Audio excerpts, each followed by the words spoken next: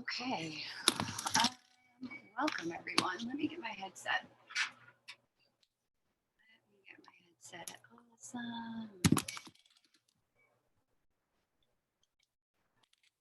Awesome. Awesome. Welcome. Thank you guys for being here. Just let me know that you guys can hear me. I think you can, but you can give me the verbal confirmation. That would be great. And then I will go ahead and pull up the post the reading information. How's everybody doing? Hey, Lyanna, welcome. Oh, fantastic, Shay. Oh, fantastic, Third I Am. Thank you so much. It's an honor. I'm super glad to be able to be here. Okay, so let me do a couple of things. I need to expand that and I need to post how to get a reading. You're first on the list, Third I Am, all right? So let me just tell everyone else how to pay, all right?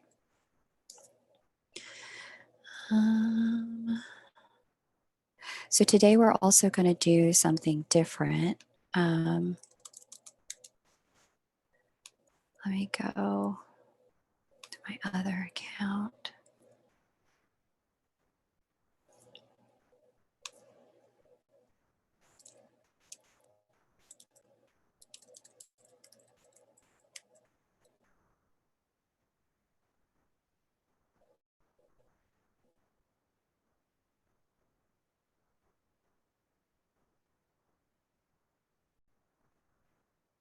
Okay, now we're cooking with fire. It takes a minute to get all the pieces set up sometimes. Okay, there we go. Oh, good, Shay, thank you.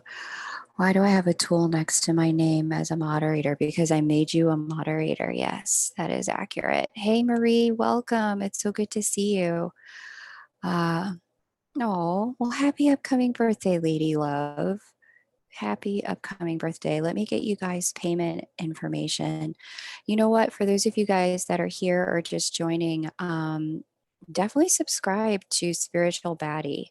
The interesting thing about Spiritual Baddie is that she predicted we were going to need 3 months of the water, of the food, of the supplies.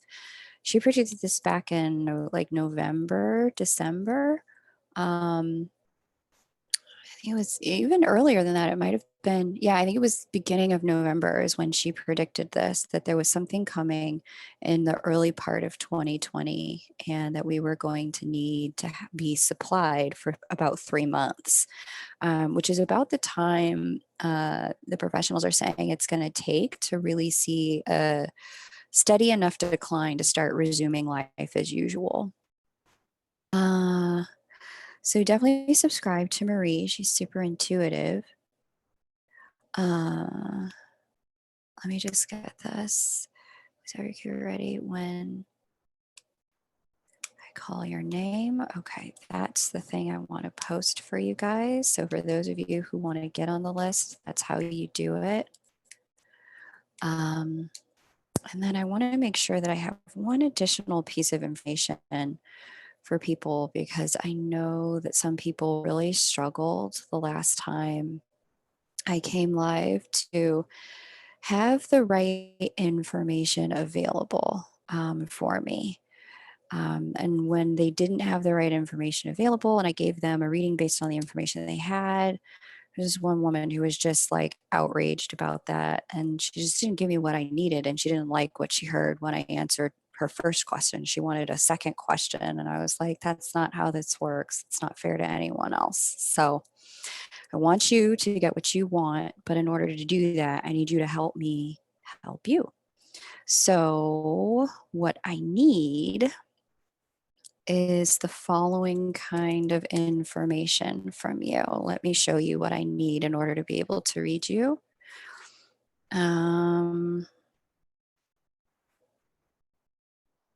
Here we go.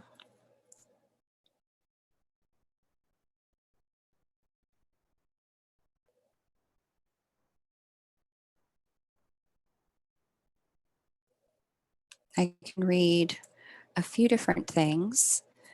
You can definitely ask about your twin if you want. I can read their chart. I can read your union chart, but check out these details. What I just posted is what I have to have in order to be able to read for you correctly. Okay. So make sure that you've given me the details that I need to be able to read for you.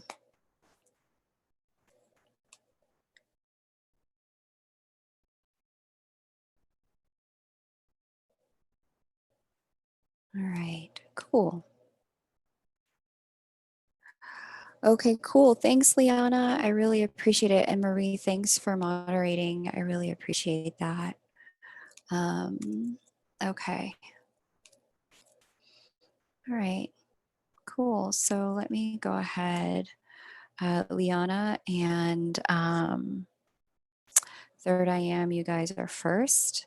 And third I am, I think I have a chart for you. Third I am, why don't you tell me what chart I'm looking at in your question, and then we can go ahead and begin. Where's my notebook? Let me get my notebook and then I can go ahead and start keeping track of our list here.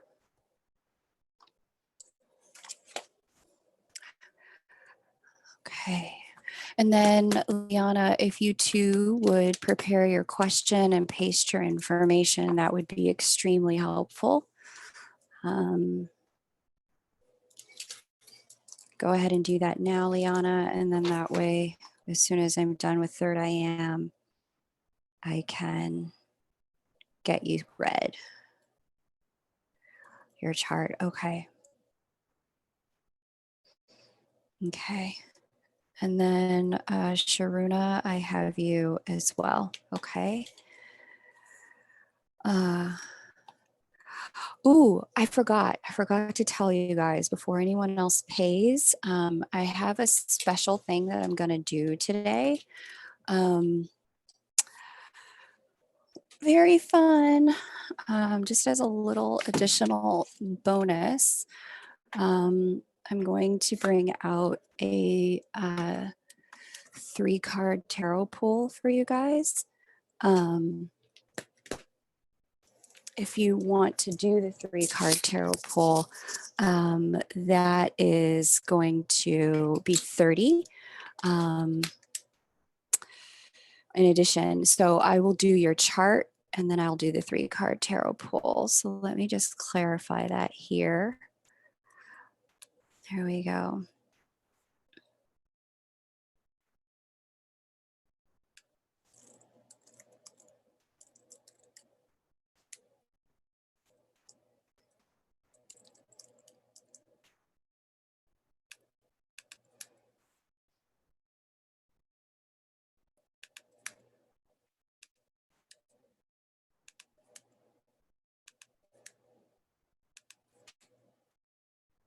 There we go.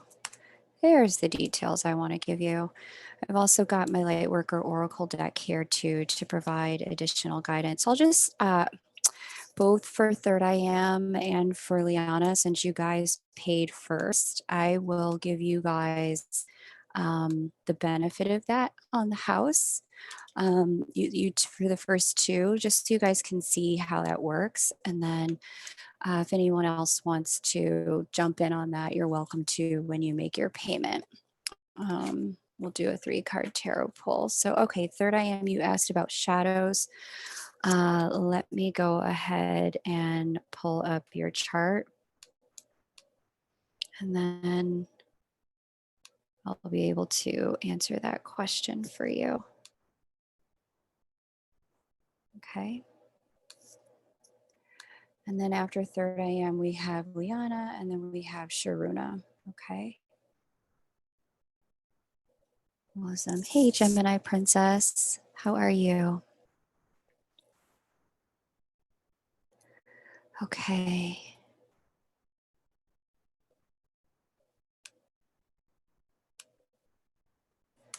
Oh, geez. I see my PayPal link didn't hold. So let me go ahead and bring that back.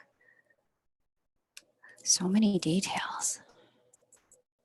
There we go.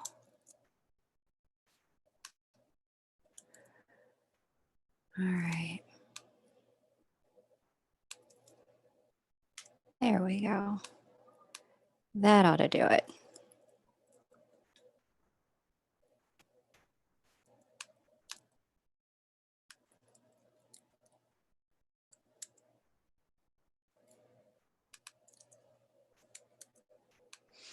Cool. Third I am, I have your chart. Thanks for your patience. I really appreciate it. And Marie, thanks for being such an awesome moderator. Gemini Princess, welcome. Thanks for hanging out with us today. It's great to have you all here. What do I feel like? Yeah, that's your twin. Okay. Let me see. I feel like I have your chart like I've read for you before, Chrissy. Yeah. Cool. There it is. Aw. Oh, Gemini. I'm so happy you're here, sweetheart. I know I'll just share briefly for everyone who's here. Thank you all for hitting the like button and for joining and for all of your patience for those of you who have paid. Sharuna Yogi, I have you, Yogini, I have your payment as well. The energies have definitely been tough on a lot of people, not gonna lie. There's a really difficult aspect. I'm just going to use Third I Am's chart to show, and I talked about it in the Virgo new moon video for full moon video for twin flames. Can't really see it, but Mars, this little red one here, here we go. Mars at 19 degrees Capricorn and Pallas at 20 degrees Capricorn are both squaring the divine feminine. And that's making all of us really recognize a lot of our wounds and kind of recognize where we need to better protect ourselves in the future. There's a lot of insight and awareness coming around that. And the shadow, and this is the collective shadow, Chrissy, this is not you personally.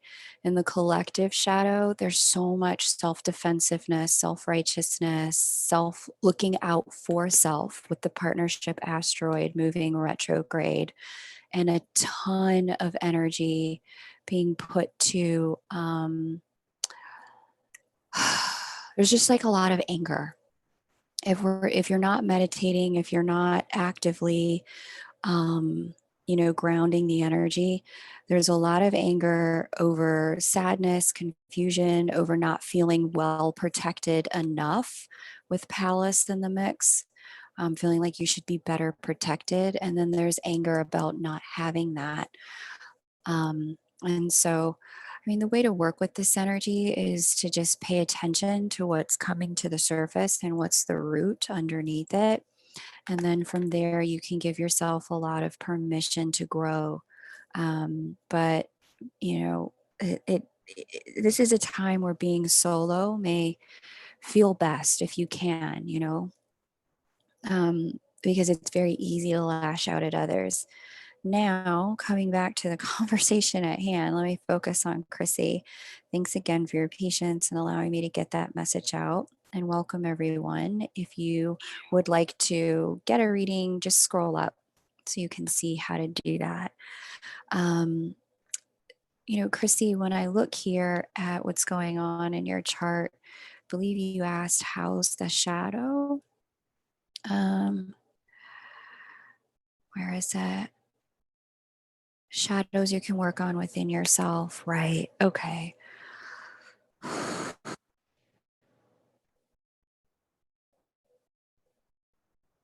Okay. So the biggest thing that's happening right now is an activation that's being shown to me, is an activation of your Uranus to your Chiron in your fourth house. Chrissy, I don't know if you happen to have been adopted or if your parents were just, you went to boarding school, or if your parents were somehow just not as hands-on nurturing as you needed them to be. Maybe, one of them passed early and you were raised by godparents or something. Um, but, oh, you texted your DM. Oh, good. Okay. Good. That's good work, Chrissy. That's really good work. That's definitely part of the work of this moment. But yeah, that's good. Okay. So then, yeah, and that ties into a lot of this energy that's going on over here in Capricorn for you as well, because it's happening so close to your natal partnership asteroid. There's stuff that happened in your childhood that you are getting insight and awareness about that actually need to heal. You have much older parents. Okay. Yeah. So I'm just being shown that there was a way in which that there was some availability that you may have needed from them that you didn't quite get. And so when they weren't available in the way you may have needed, in certain ways, there's a healing energy coming in right now that's asking you to pay attention to how whatever didn't happen in childhood and the ways that that caused you to formulate your worldview and the way that caused you to formulate your perception of yourself and what you're worthy of in this lifetime.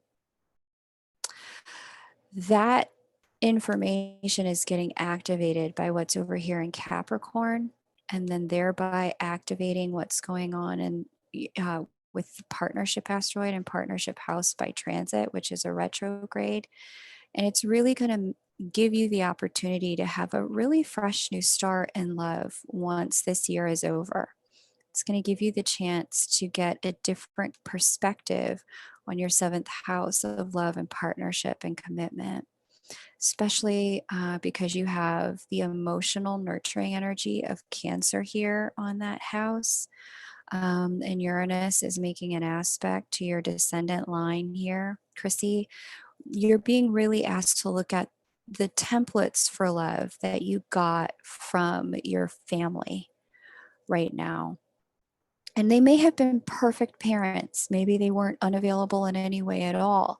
And maybe just if they're old and, they're gone now, they were older and then they're gone now, there's a way in which maybe that love was so perfect. Um, Thank you so much, Marie. God, I love you, girl. There's maybe been a way that that love was so perfect that nothing in the material world at this time fills you the same way. And the universe is just asking you to release what was so that you can be what is in the world right now. Okay. Um, and so that's that. So, like I said, 3-card tarot pull for you. So let me just see what is going to come forward for you. Give me 3 cards for Chrissy. Okay, those came out really quick. Yeah, we have the 5 of Pentacles reverse, which talks about letting go of a storyline of being left out in the cold. We've also got the Knight of Cups reverse and the Sun card upright. When I see this particular combination together with regards to what we just read, and regarding what you just shared, childhood wounds, dad's a narcissist. DM made you aware of that. DM triggers my shit with dad, working on it. Perfect. Then you're right on track, Chrissy. You're right on track. Because some of what this whole transit and this card pull is showing me is that you're really being asked to see for yourself the ways in which you've walked away from your own wish fulfillment, because of old stories or old ways in which you were wounded and couldn't fill your own cup. It was like you had a cup that had holes in it. And so there are some ways in which your eyes with the Sun card upright are now open to how you have left yourself out in the cold, been the own block to your own wish fulfillment with the 9 of Cups reversed in the middle. And that's what you're now being aware being awakened to with the sun card here, but it's dealing with that head on, eyes wide open, recognizing I am the block to my own happiness and I can unblock myself. Recognizing that is what it is that you will have the opportunity to do with this transit. Okay. So that's your guidance right now, Chrissy. Thank you so much again for your patience and for allowing me to read for you. Okay, so next we have Lyanna. Lyanna also got a 3-card pull, and then we've got Sharuna Yogini, and then yeah, third I am. Right on. Good for you, hon. Good for you. Thank you, both Gemini Princess and Marie. There, oh, I don't know why it's not letting me do this on my other channel. I guess I could make myself a moderator on my own channel. You're welcome. Hopefully that's validating for your intuition and where you're at right now.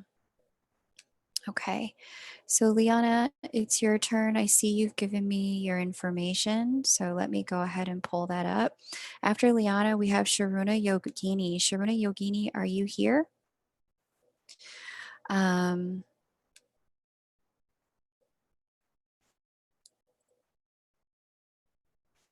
If you're here, Sharuna Yogini, that would be so helpful. Let me know.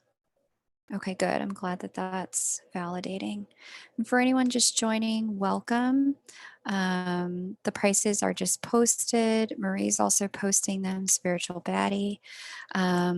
If you want me to read a chart for you, the information I need is that right there that I just posted. Okay. Let me pull back up here to, oh, good, Lady Love. I'm so happy you did that. Sending you guys big hugs. Lyanna, okay, here we go. Bethesda, solar return looking like this year. Open to anything important that you see. Okay, so let me pull a solar return chart for you.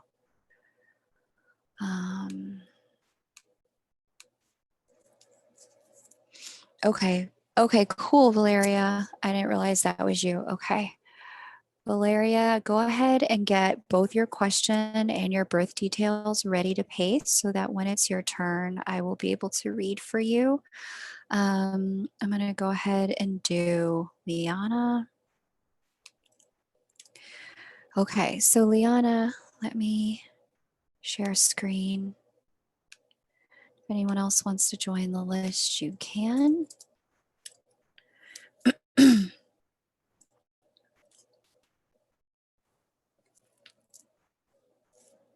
Okay, today is your DM's birthday. Well, happy birthday to your DM. Hey, that's what we do. We nurture self, right? Where did Lyanna go? Lyanna. Crikey, I can't find it now. Okay, here's Lyanna. Okay, so for a solar return chart, she was born in Maryland, Bethesda. So because we're looking at this year, we're going to keep the year the same. That's the solar return for this year. We're not going to use your natal year. And to really nail this for you, I'd probably need to do a personal reading, Lyanna, only because I would want to compare your solar return chart to your natal chart to see how the sky at the moment you turn your age this year, you have your birthday this year, this is what it's going to look like. I'd need to compare that to your natal chart itself because they're two different things, but I can't do that on a mini reading. So we're going to begin your mini reading, Lyanna. I'm just going to look at, the themes coming up overall. And then we'll do you a 3-card tarot pull. So if anyone wants to join, the list is open. You're more than welcome to. I've got Valeria after this, and then the list is completely open. So, What's really interesting here that's really standing out to me is that your birthday is going to hit right on the divine masculine's new moon. And so this is showing me that this year, Lyanna, you are stepping into a rebirth of your relationship to your masculine energy and yourself.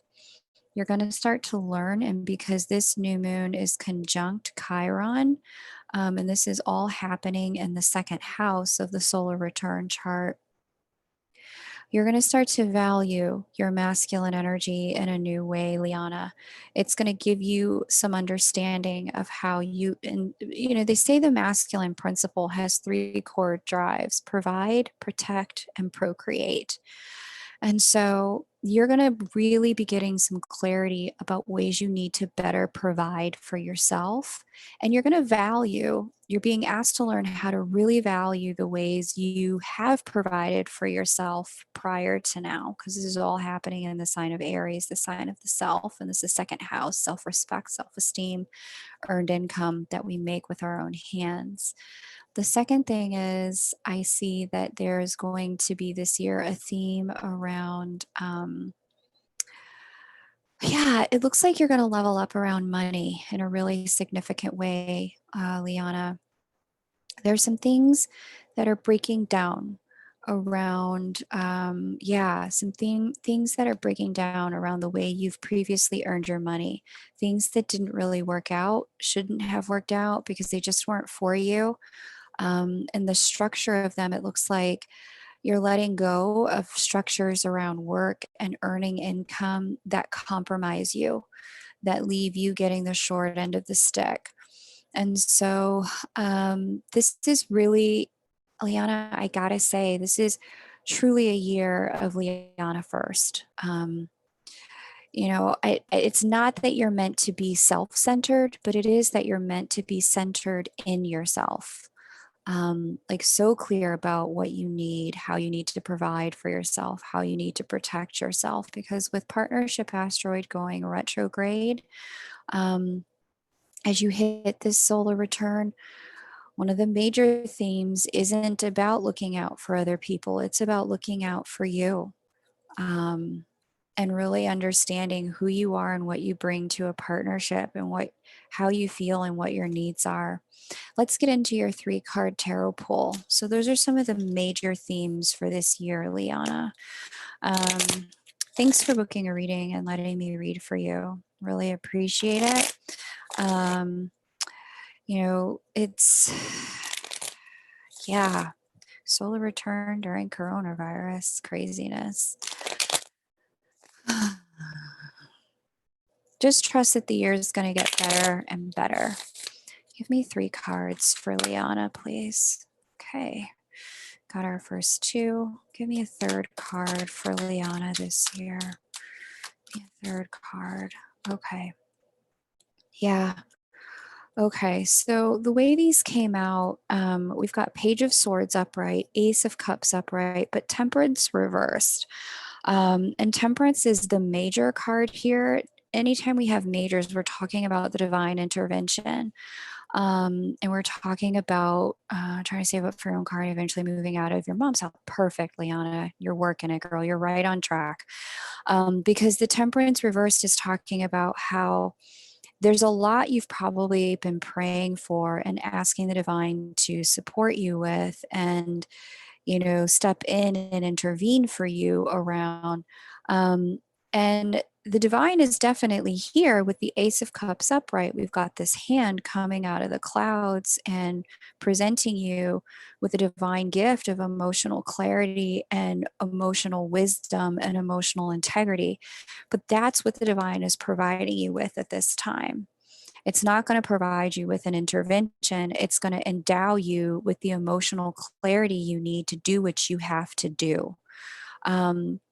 And so just expect that you're going to get a lot of messages this year. They're going to come in quick, like aha moments, insights. I definitely keep a journal with this Page of Swords upright. in this combination, because what the divine is going to give you is messages. They're not going to intervene. They're not going to stop you from needing to learn the lessons you need to learn, but they are going to endow you with the insight that you need. And it's going to come through moments of emotional clarity. Like I just see you kind of sitting in your car on a sunny day in a parking lot and you're crying over something that you didn't like the way it happened, but you get these aha moments out of that that then forces you to make new choices and decisions. And that's the way the divine is going to support you this year, is by letting you have the lessons but giving you greater emotional wisdom and clarity than you've ever had before, and or had access to before. Okay, thank you for allowing me to read for you, Lyanna. I deeply appreciate it. Happy upcoming birthday, babe. All right. So that's Lyanna. Sharuna, Valeria, you're next. And so list is definitely open if anyone would like to join. Those are the details I'm going to need if you want me to read a chart for you. Chart reading is just 2222, but if you'd like to also do a 3-card tarot pull, then you just pay 30 instead of 22.22, and I will bust out that 3-card tarot pull for you. That happens a lot. Lots of aha moments. Great, Lyanna. Yeah, the divine's already working on giving you those gifts, that clarity and that lightning insight that's like, hey, you're in your feels right now, but this is the moment where we're going to show you some things that you haven't been able to see before. We're going to make them really clear for you now. You're welcome, Lyanna. I'm glad that was helpful for you. Good luck with the move. Um, yeah. You're going to get clarity on why things are like that this year. Um, Definitely get some clarity, and you'll definitely grow financially this year, as well. There's going to be a huge healing for you financially. All right, so Valeria's given me her information. Let's go ahead and read for her. List is definitely open. If anyone would like a reading, you are more than welcome to. Okay. All right. It's Lyanna's chart. Come back to that. Okay. Valeria. Okay. Malaysia. Got it. Seremban.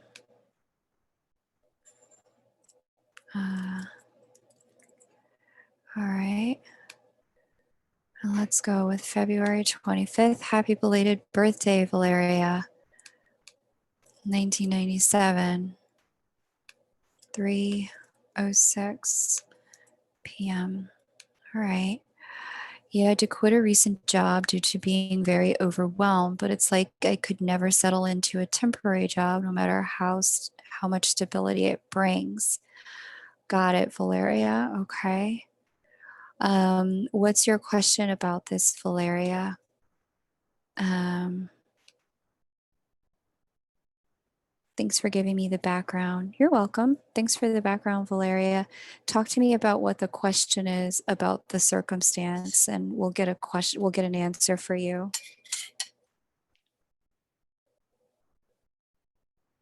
Okay. And for those of you just joining, welcome.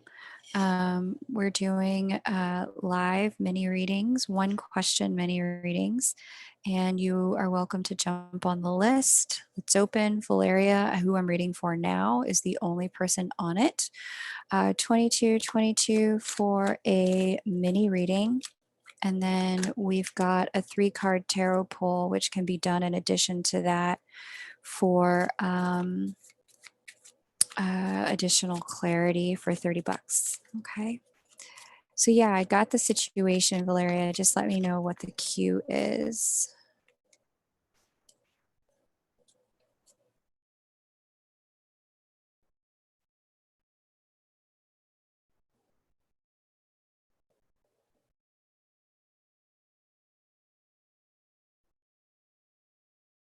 Okay.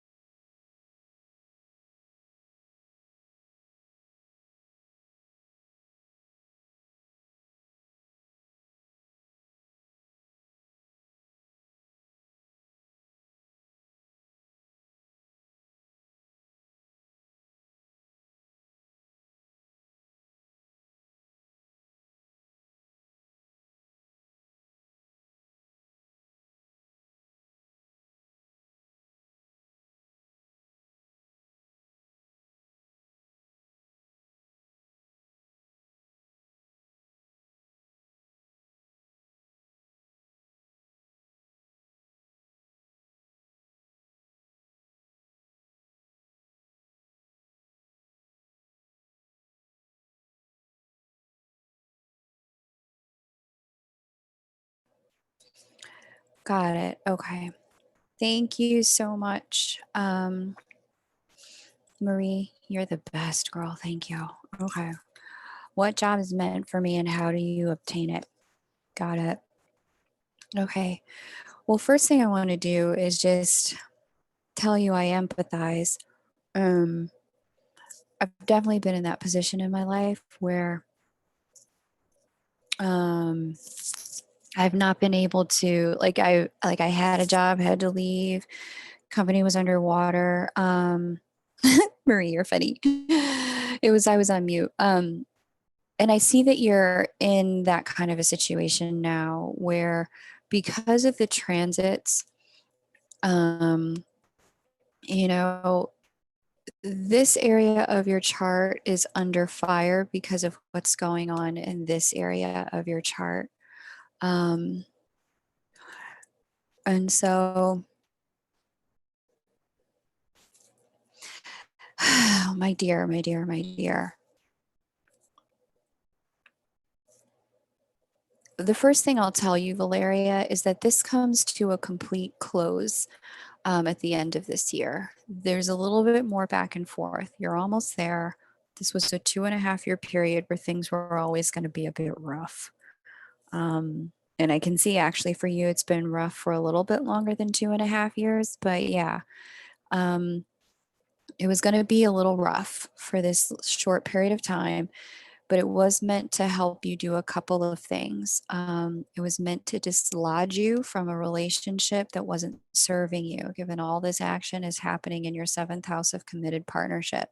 And if it wasn't a relationship, it was a relationship pattern, a behavioral pattern that you had in relationship that likely got picked up here in childhood. Relationships sign sitting here on the house of family.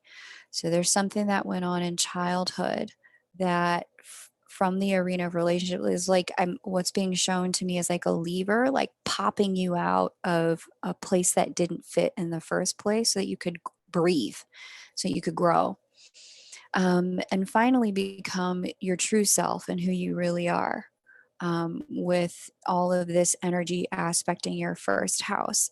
And so some of the places you have worked were meant to shine a light on some dysfunctional patterns of behavior that were actually in your family growing up, to be honest with you. Um, it had less to do with, I get it that there's an income and financial impact here.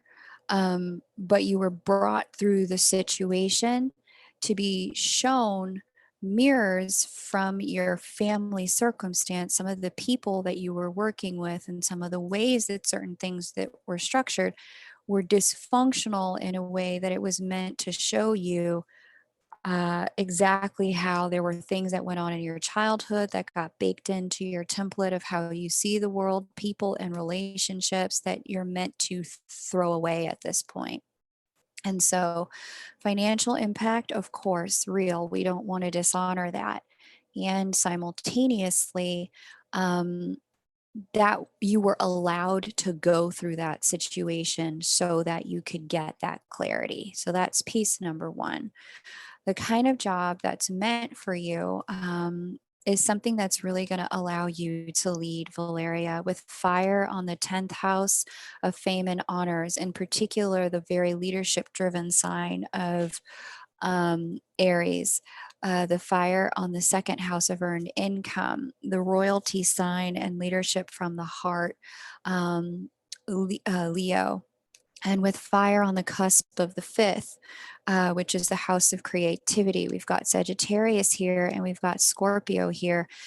Any kind of job that's going to allow you, because Scorpio is transformation and change, and this fifth house is what you bring to it. Any job that's going to permit you to be able to um, it's going to permit you to be able to. Um, bring your own creativity to it and change stuff around. If you are asked, Valeria, to be in a job that is going to um, not allow you to make change. That's the big thing, Valeria. You have to be in a job that's going to allow you to make the changes that you see fit, to allow things to blossom, grow, and stabilize. And unless you're given that freedom to do that, unfortunately, I can see that the places that you find yourself working, you're going to end up feeling a bit like a troublemaker. They're going to speak to you as if you are a troublemaker. So, we'd have to, given this is a one question mini reading, and I kind of gave you the benefit of two answers to help you understand why you're going through this and then where you're going. To get any deeper, we'd have to do a personal reading. And I just want to honor everyone else's time who's being patient here. But understand that if you're looking for the kind of job where you kind of got to show up and do the same thing every day and they're handing you the rules, that's not going to work for you. Definitely something spiritual as well. And in addition to that, something that's going to allow you to take the lead on teams for sure, as opposed to needing to, or like be a solo player on a team where it's like Valeria is going to bring this piece back. That anything like that is going to support you and go a really, really, really long way. Just know that the instability, though, Valeria, is temporary. Again, you were allowed to go through that, so that you can have your eyes open to some patterns of dysfunction that were sown when you were a child. And it may not even be, dysfunction. Thank you, Marie, for posting that. It may not even spiral higher. It's your turn.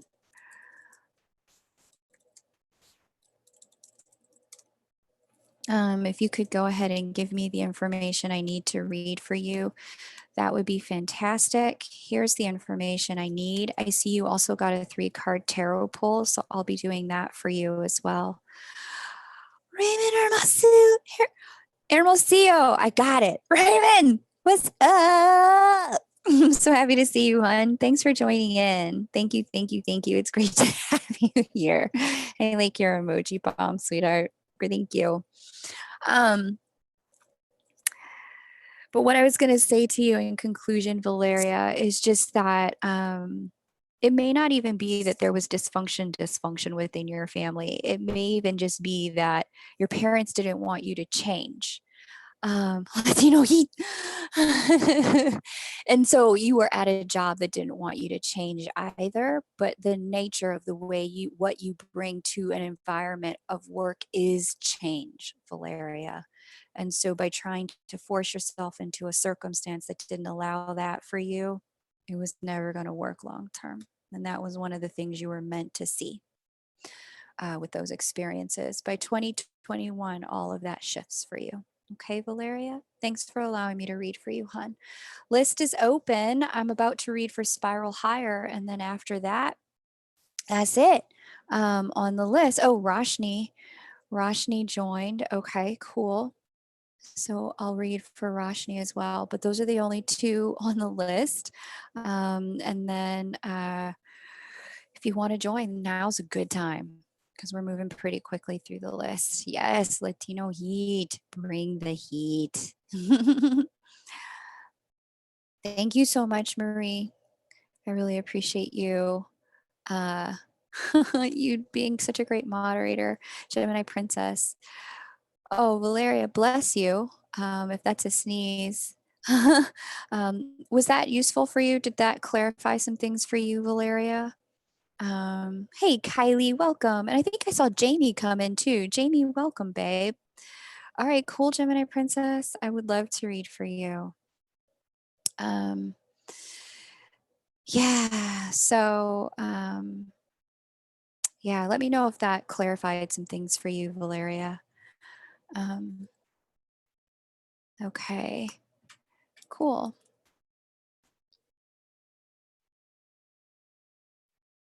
Awesome.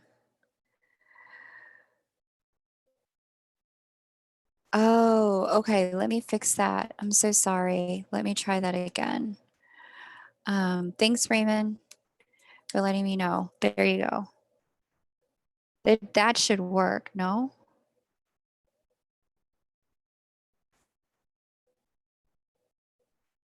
And if not,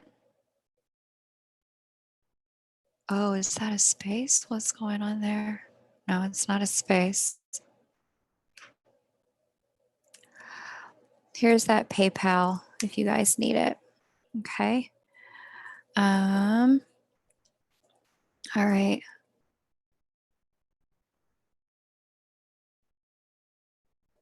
Cool. All right. Awesome. Raymond, I'm super pumped to read for you. I love seeing you in Marie's chats. You are so much fun. Thank you. Um, cool, Gemini. I got your payment, sweetie. Um, yeah, Kylie, it is a beautiful sunrise. It's so nice to hang out with all of you. Okay.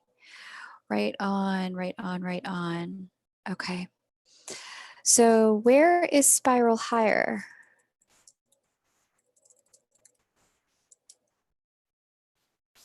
And then Rashne, you're after.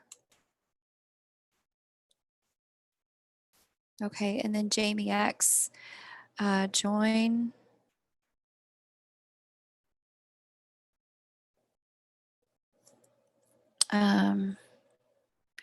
Jamie, I got your payment, babe. We'll come back to spiral higher. I don't know where they went. Awesome. Rose, if you would go ahead and paste your question, that would be fantastic. And your details for me. If you want me to read for your twin, I can. But there's that. Those are the details I need to be able to read a chart for you. Okay. Um, Thank you guys so, so much. Awesome. All right, Rose, go ahead.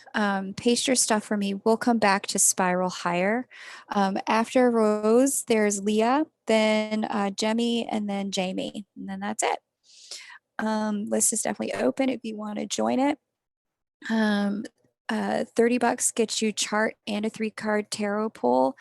And then 2222 gets you chart. Let's see here. Yes, thank you for your payment. Thank each of you for your payment. Rashne, Leah, Claudia, Jamie, I'm really excited I get to read for all of you. You're going through a time where you're not completely, fully by family because of present, nor fully by twin because of past. Got it. What should I be working on the most to allow inner peace and acceptance? Got you, Rashni. That's a great question.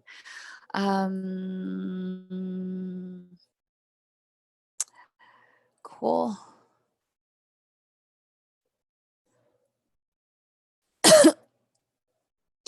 Cool.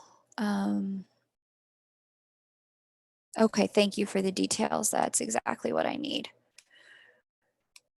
All right, let me pull your chart. Awesome, Raymond. I'm pumped to read for you, Raymond.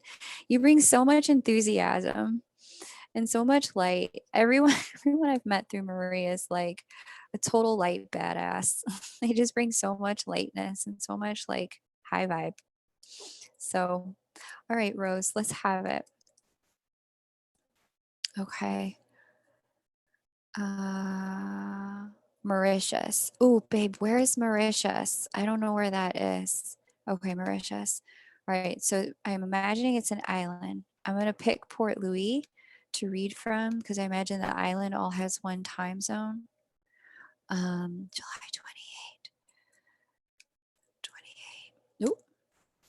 28, 1993. 8:25 p.m. Okay, awesome. Khadijah, I got you, babe. Super pumped to read for you because I know you're like anxious to get extra support. So I got you on there, hun. All right. So my Rose, let me go back to your question. Not close, not accepted by family fully because of the present situation. Not accepted by twin fully because of a past situation. What should you be working on to allow inner acceptance and peace? Okay. Um,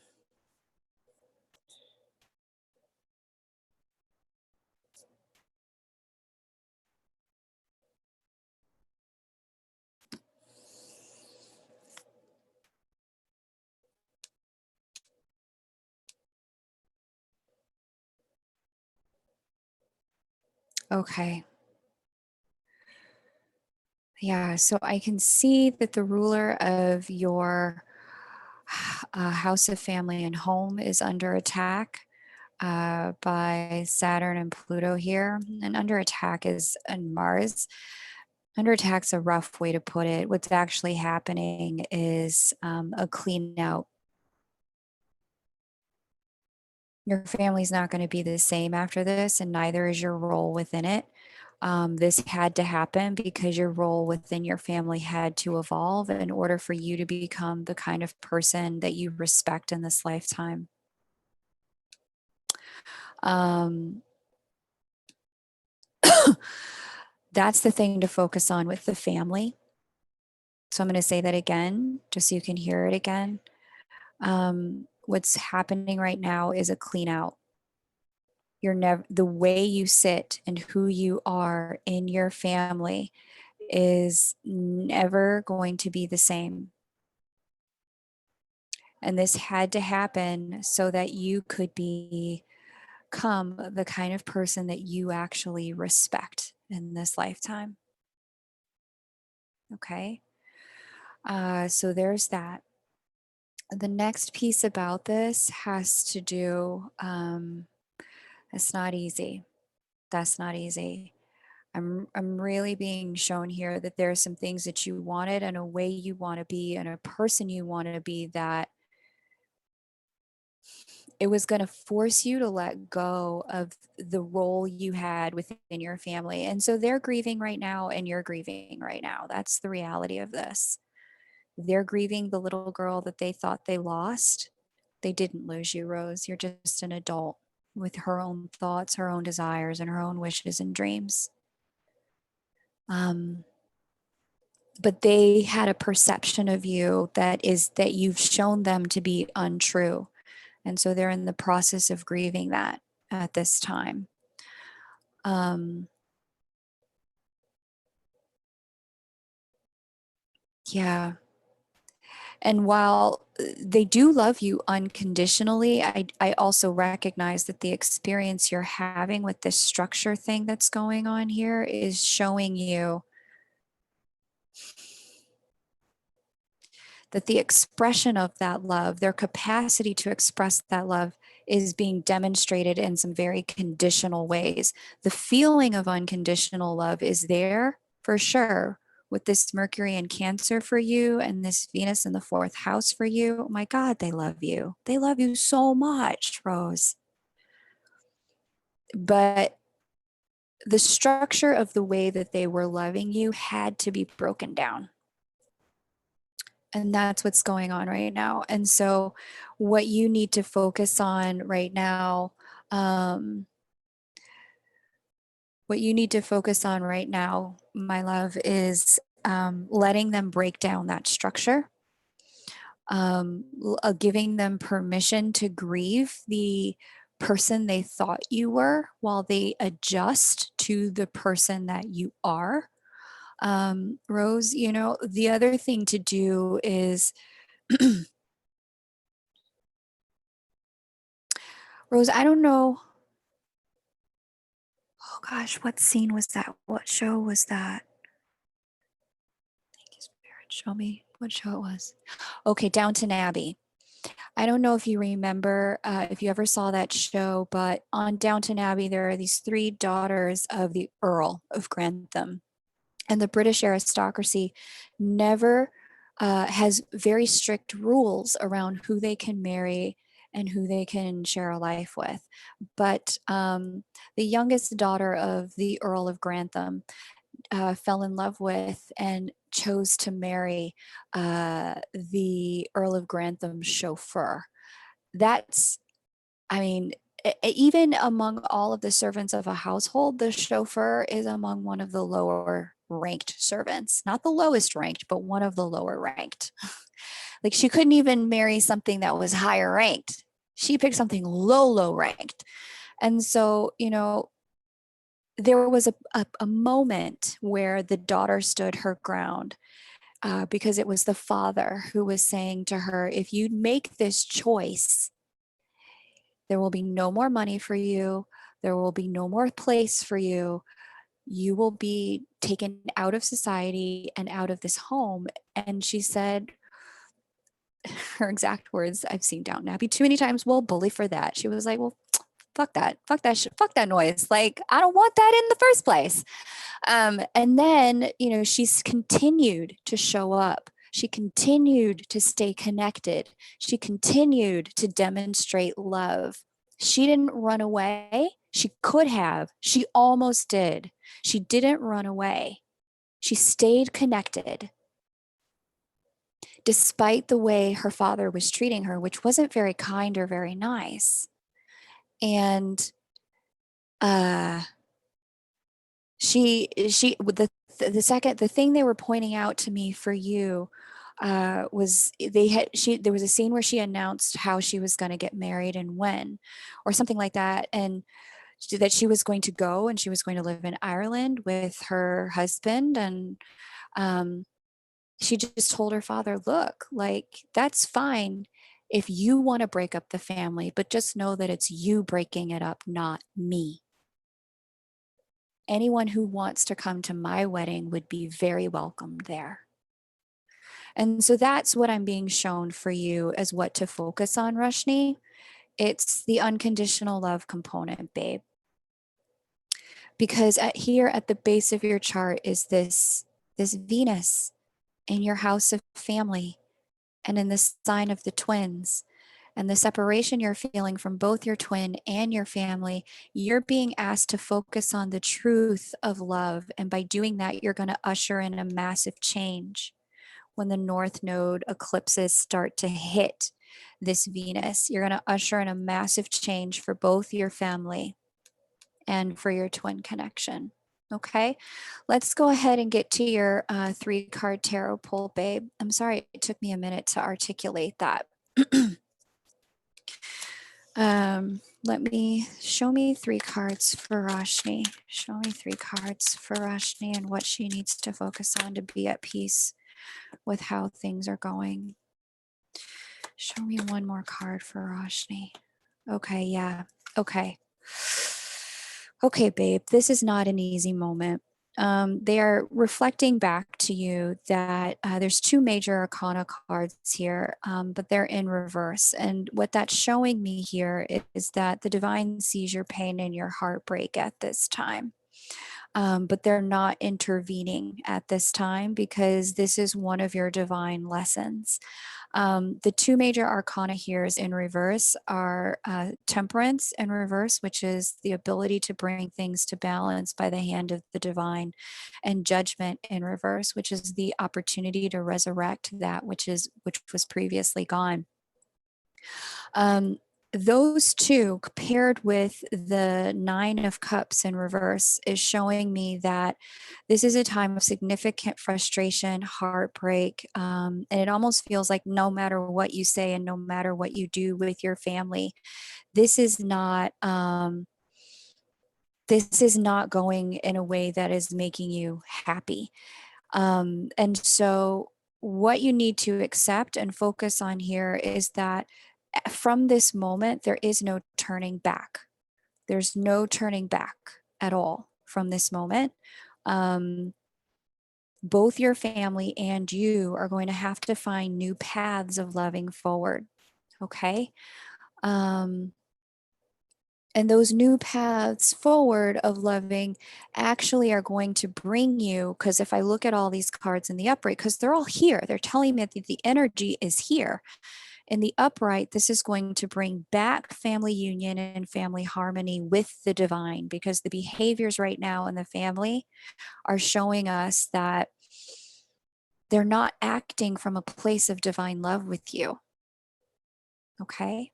So just know that that's coming. Okay. That's coming. But right now, what you need to focus on, and the divine sees it, what there is to focus on right now is just accepting what's so with them, but not getting yourself to a place where you cut them off.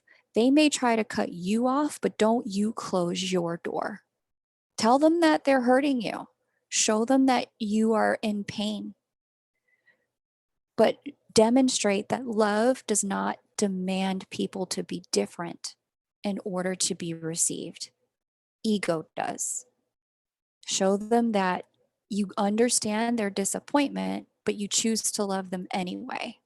That's what you're being asked to focus on. Amy Fitzgerald, got it. Thank you. Okay. Powerful message for you. Spiral higher. Amy, if you would go ahead and pay, that would be great. Or not pay, paste your question. Amy, if you would go ahead and paste your question. Whew, that was a really powerful reading. Let me just clear really quick. Thank you for letting me see Rose's life. I now release Rose.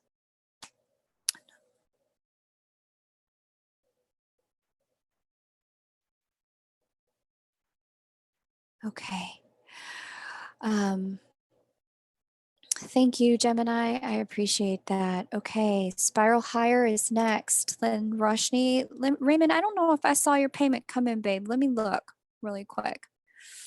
Let me look. I saw a few others. Let me get caught up on who's on the list and confirm everyone who's on the list. Oh, yeah. Raymond, you sent me 1111, baby. I don't have nothing for 1111, but let me see what's going on here.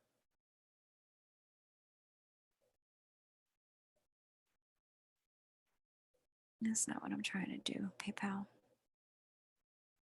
I need to see all the activities. Show me all the activities. Okay. Spiral Higher, Rashne, Leah, Jamie X, Raymond, Khadijah, Jolene. Okay, got it. All right, cool. Let me just peek at this Venmo real quick, see what happened. Yeah, Raymond, baby, I have you for 1111, but I don't have anything for 1111.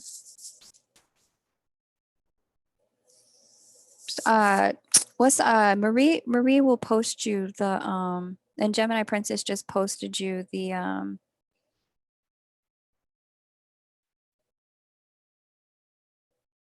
okay, and Kim, I got you, Kim. Okay. Lyanna, I got you. Okay, and Kim. Okay, perfect.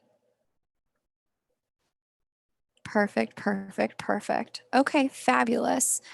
All right, so let me get Amy. Amy, did you paste your question and your detail for me? Your details? I need to know your question, Amy. And once it's your turn, definitely give me what I need here. That's what I need for a chart, to read a chart for you. Okay. Thank you again, Rose, for allowing me to read for you. Let me get caught up here on some of the chat. Yeah. Okay. Amy, there you are. I found you. Okay. What is most important aspect for me to focus on this year? Okay, cool. And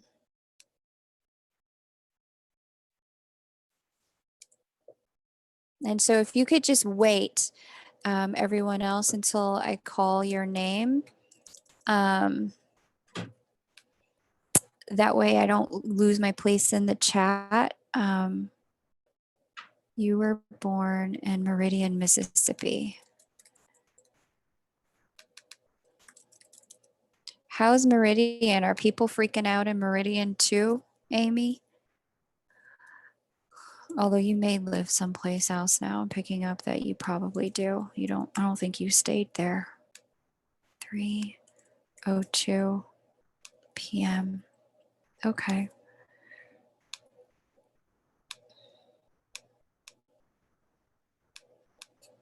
Okay.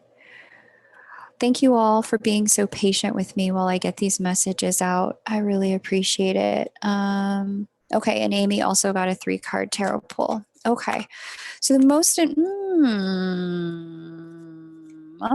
mommy. Okay, so as eventful as the first half of the year, first 3 months of the year have been, and I have a feeling for you, Amy, they may have been a little low key, except for things with your twin. Those look like a little not low key.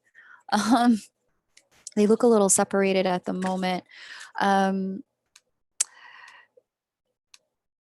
uh, Here we go. There, Amy. Yeah, it's interesting. Very similar themes coming out. It looks to me, Amy, like, oof,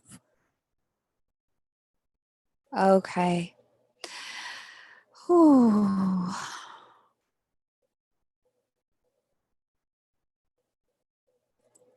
All right. Well, how is she set up?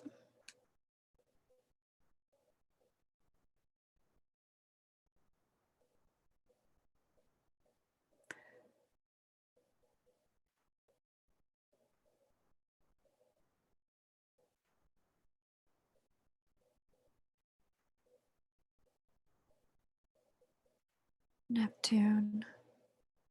Oh, right, because Taurus is a fixed sign. Okay, cool. So this is what's being shown to me. The biggest thing you can focus on this year, and I can already see there are tons of changes coming in around home and work, and some of those have probably already happened. I can see there's probably been a move and or a switch somehow at work. Excuse me. What you're being asked to focus on this year, Amy, has to do with uh, what you're being asked to focus on this year has to do with cleaning up your blocks to love, Amy. Um, this is a big year for you, girl. A big year. Um, yeah, I don't even. Does she know what? No. Okay. Okay. Because the blocks that you have to love sit here behind your sun in your chart, um, I know that you know because of the amount of time you've been on planet Earth, Amy, that you have some blocks to love. But the lights are about to come on in a real big way in terms of what's truly been blocking you in love and relationship. Um, the eclipses that begin in June and go through the end of 2021. June 5th is the first one. They begin with a series of endings on the Gemini Sagittarius axis. This is showing me that the blocks to love you have to do with something to do with self-worth and self-value and your self-esteem. Um, and that some of this is tied to money. There's something going on around money and security that's also blocking you in the arena of love, Amy. I don't know what it is. I don't even know if you know what it is at this point, but it's going to be revealed to you this year. You're going to have the opportunity to work on it in the latter 6 months of this year and all through 2021. Um, but the blocks to love is what you're being asked to focus on now. The changes that are going to happen, these final changes that are happening in the world of work and in the world of home and family, are happening so that you can focus on dealing with these blocks of love, blocks to love. So I don't know if you've already moved, Amy, or if you're getting ready to. Or if you've divorced. I definitely see that maybe you could have been married and you're going through a divorce. I also see a separation with your twin person here at this juncture um, in your chart, where it's just not, you're not able to be on the same page right now. But all of this is happening so that you can become awakened. That's this Uranus here through your seventh house to the things that block you from love. That's that 7 Saturn and Venus, because I can see you're a super committed person. You like being in relationship. It feels really good to you. You know how to do it. You know how to sustain it. But yeah, there's really an ask here for you to get some clarity at this stage of your life about why relationships have gone the way they've gone, and where there has been a relationship, but there hasn't been love, and where there has been love that you have not pursued or allowed to come in. You're being asked to unblock yourself and allow love to come in. And you're going to be shown some ways that you yourself have not really truly acted in the name of love, with divine feminine going retrograde back and forth here over your ascendant line. Your eyes are going to be open to ways in which you've participated in not allowing love to flourish, Amy. Either by, pushing it away, or by not, and that's a non-receiving, or by not giving it, because of, certain structural things going on in your life. So big learnings here, Amy, big learnings. Let's get your 3-card pull going. It's the first card. What do we have? Yeah, the Lovers. Card number 2, the Chariot, divine intervention at its finest. Number 3, the Sun. Yeah. Okay. So what this is telling me, especially with the Chariot in the middle, sweetheart, Amy, it's showing me that you've kind of run from this long enough in certain ways. And there have been just certain circumstances I'm picking up in your own life that have also made it difficult for you to both give and receive love in appropriate ways and in timely ways. Both to yourself and to those around you. I don't know why I'm picking up you have kids, 3 kids, 2 kids, but one of the things that's going on as well is that you're also one of the things that's going on is that you're really being given a lesson through the children about love. There's something about the way that maybe your kids, I don't know if you have kids or if you're exposed to children through nieces and nephews or neighbors' kids or your twins' kids. There's something going on with the children as it pertains to love this year and choices that they are making. And you are going to see some of the things that we were just talking about reflected back to you. I'm going to use the word dysfunction, but it has such a negative connotation. What's actually being meant is that, like it's just not flowing correctly. It's not flowing down the river the way it needs to. And you're going to see some of the non-flow energy mirrored back to you with the children. And that's the divine intervening, because all 3 of these are majors: the Lover, the Chariot, the Sun. All 3 of these are being shown to you, where the divine is like, Amy, open your eyes, look at the patterns, make different choices. Yeah, you're at a massive choice point when it comes to being shown, to massive choice point when it comes to choosing love, hun. This is a big deal moment in your life. There are 3 entities in each of these cards.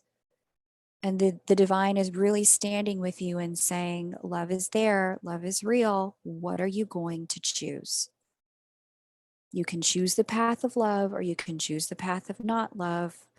And I don't know if this pertains to you personally, you loving yourself in a different way than you ever have, or if this pertains to your twin person because you're married. And you've just been trying to hold on to the marriage because you don't know what your twin's doing or not doing, or if this pertains to a toxic twin situation. But what's really standing out here is the divine is standing by your side and saying, I'm going to need you to make a choice. But you can't continue to straddle the fence anymore when it comes to having love in your life, because that's causing you way too much loss of self-control, loss of control of your life, loss of control of your circumstances. We're no longer doing Amy sits on the fence. Okay. All right. Thank you. I really appreciate that you got a reading with me. It looks like you're a little bit behind in the chat, Amy. So I'll let you catch up on that reading. Leah, you're next. Hey, Bree, welcome. I'm so happy you're here. I'm pumped to read for you, Bree. Thank you so much. Let me check on my payment apps. While I do that, Leah, if you would go ahead and share your information and your question with me, that would be fantastic. That's the information that I need from you, Leah. Here's the payment information for anyone who's just joined. That's how you get on the list. And if for some reason that PayPal doesn't work when you click it,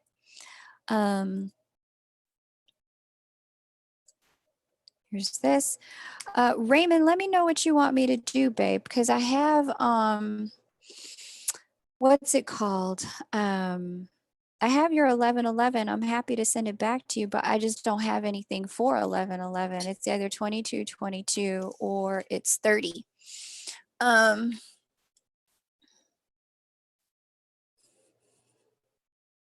Okay, let's see. Okay, that's all my peeps who are on the list right now. Okay, got it. And then let me see who's in Venmo.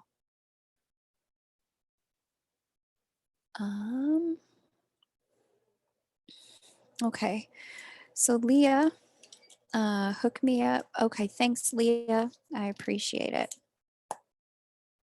Let's go ahead and do Leah.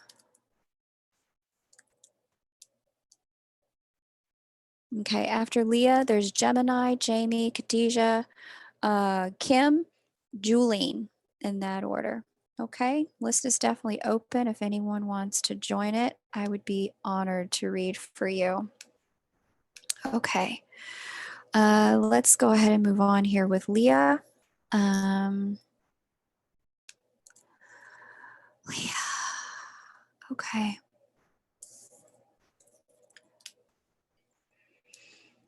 Okay. Hey, Alana, welcome. Mission and purpose is what you want to know about? Okay, awesome.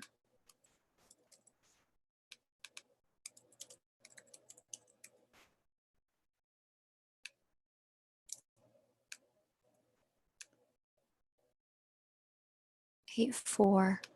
975 1:30 a.m. Okay, fabulous.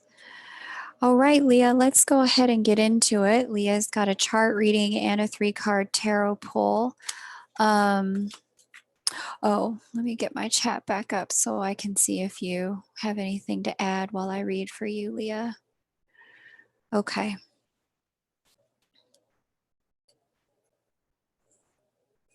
Oh, that's sweet for you, Gemini. Holler at Mr. Raymond. I really love it. Okay. All right. Somebody let Amy know, please. Could someone please let Amy know that she's a bit behind on the in the chat, that I can tell she's still responding to her reading, but we're not on her reading. I guess sometimes this internet connection speed is different. Okay. Life purpose, Leah, what I'm seeing here.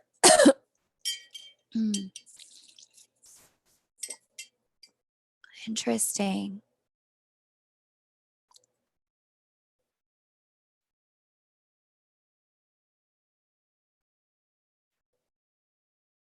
It's probably the best position for those two ever I've seen.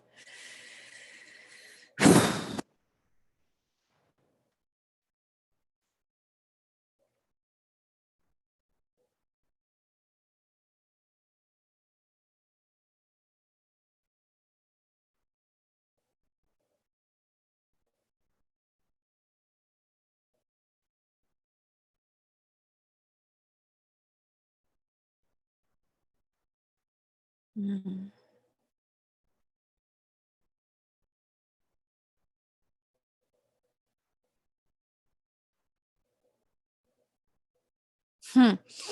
You know, there's a few different things standing out to me as I look through this.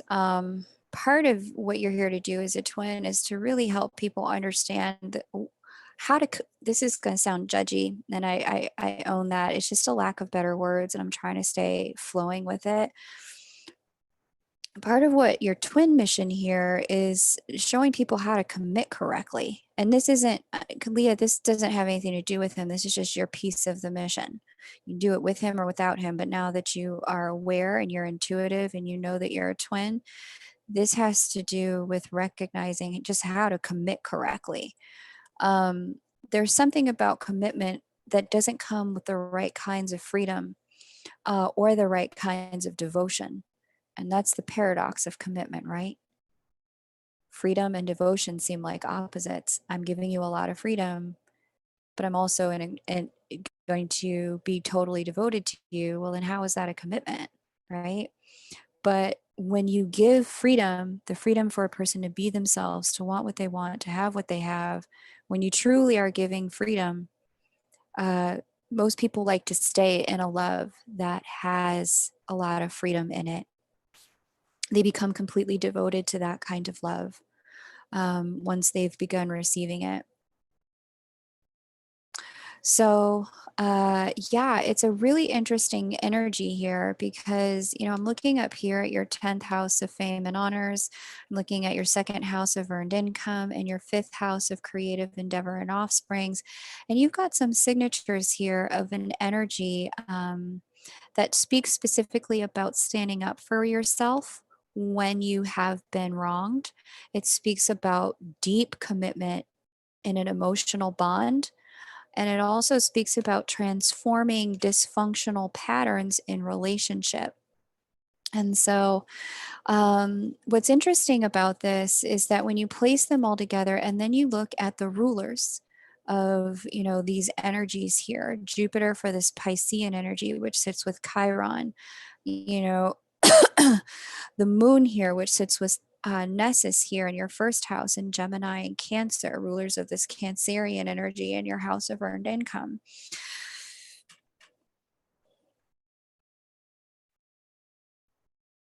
Yeah, and then Aquarius at the midheaven, ushering in the change and the revolution, and Uranus, the ruler of Aquarius, sitting here with Pluto, um, sign of relationships, house of creativity. I don't know if you do work in the arena of relationships or if you're a spiritual teacher in the arena of relationships, but it does appear to me that you definitely have that kind of energy here. And you may say, but I don't have a relationship, or I've only had one relationship, or I've never, been, in a significant, or I don't even have my twin, or my relationships have never really worked. You may be finding ways to tell yourself with this energy, specifically that fullest in the 10th, I'm not good enough. And this Saturn in Cancer and Saturn in the second, you may be feeling a little, I'm not good enough. But what is being revealed by your chart, yeah, especially with this Jupiter and Chiron and Aries, what your chart is showing is that overcoming that is part of your life path and part of your destiny and part of your purpose. And not only that, but bringing change and transformation to relationships and the way we conduct ourselves in them and the way we free ourselves from them. I'm hearing the phrase conscious uncoupling, but also the way we participate in them. All of that is a big piece of what you're here to do, Leah. Spiritual way. Yeah. Okay. Okay. Yeah. Yeah. All of that is part of what you're here to do, is really support people in deepening their awareness and their understanding of, like, here's the way we're supposed to be loving. Here's the way we're supposed to be conducting ourselves if we say we love. I don't know if you're religious or not. I'm like, for whatever, or maybe you had a past religious life. Sometimes images come to me in my clairvoyance, but I'm like seeing you like as a lay person, like even showing clergy what it is that um, it is to love like Jesus loved. Like I'm watching you school as a layperson, very learned and educated people about the truth of what love is, Leah, um, and how we're supposed to be doing relationships. But there's definitely that energy in your chart, Leah. Let's go ahead and do, actually, I'm going to do something different for you, Leah, if you don't mind. Would it be okay if I did a light worker oracle card for you, since you asked about life purpose and you're trying to find your way toward the light? Would it be okay if I did that for you? A light worker oracle card. But I can also do the 3-card tarot pull if you prefer it. I can do a 3-card tarot pull if you prefer it. Sure. Okay. All right. Let me know if you prefer the 3-card. Okay. Okay. All right.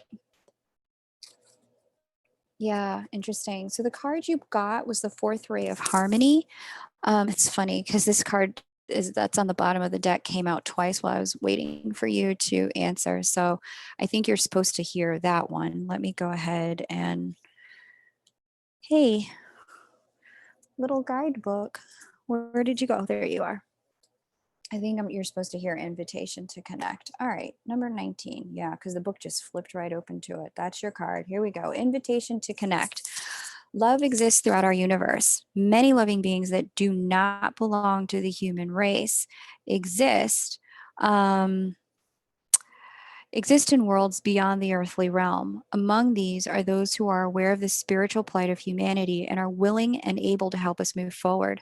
Unlike those who close their minds because they fear the unknown, you, Amy, have an open mind and an open, receptive heart. Beings from other world recognize you, Amy, as a receptive channel for their unconditionally loving assistance in this world. You will both benefit from this individually and help the planet. So you are being offered an invitation to connect, Amy. A couple things here. I'll read you the invocation now. The invocation says, as a member of the human race, through my own free will and for the greatest good, I call upon all beings that resonate with the quality of unconditional love and wish to assist humanity and earth to evolve on the path of divine love.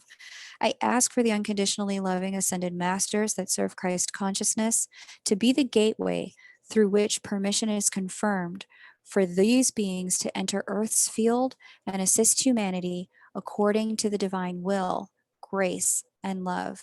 May all beings be happy and free. So be it.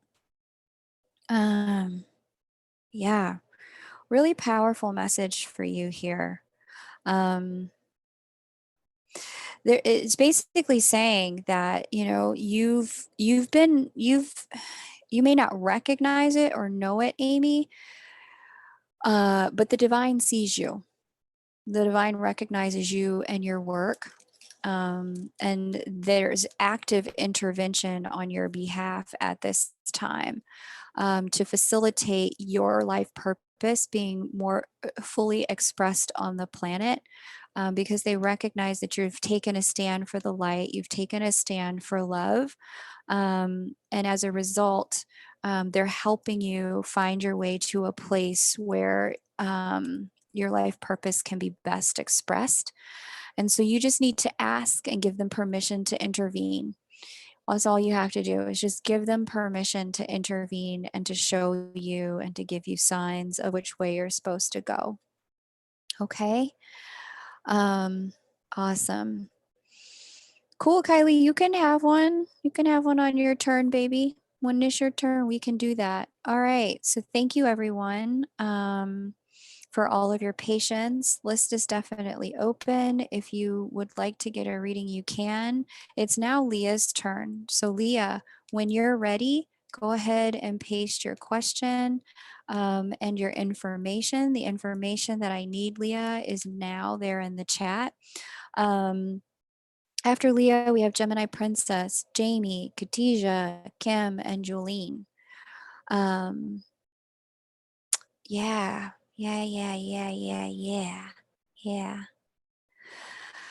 Beautiful. Thank you all once again for your patience, and thanks for letting me read for you, Amy. Really appreciate it. You're getting a personal? Okay, well, just remind me in the personal, Kylie, and I can go ahead and do the pull a light worker oracle for you, okay? Great confirmation on what I feel. And yes, it's hard to believe sometimes. This confirms. I think Amy and I had an overlap. No accident, you were right after one another because that wasn't the order your payments came in, but that was the order in which I was apparently meant to read for you guys. So, um, really happy to hear that, Leah. Awesome. Okay, well, Leah, go ahead and hit me with your question and your details, and I will do your reading. Gemini, I'm going to go ahead and pull up your chart since you're next. Or Gemini, tell me which chart I'm looking at for you. Is it your chart? Is it his chart? Is your union chart? Which one am I pulling for you today? And thank you again, all of you, for all of your patience and your grace and supporting each other in the chat. Let's see. Um, where is Ray? Ray just dipped. He was like, half the time when we're in chat with him. Oh no, there's Ray. Okay, I see him. Half the time we're in chat with him, he's like, I'm going to the gym. I'll be right back. And we're all like, where's Ray? He's like, I've always been here. I just had one eye open. I fall asleep on Marie too. She's the best. Or to Marie, not on Marie. Actually, I have also fallen asleep while Marie was talking to me. um, oh, wait, Leah, sorry. Leah, that was your reading? Did I just read for you, Leah?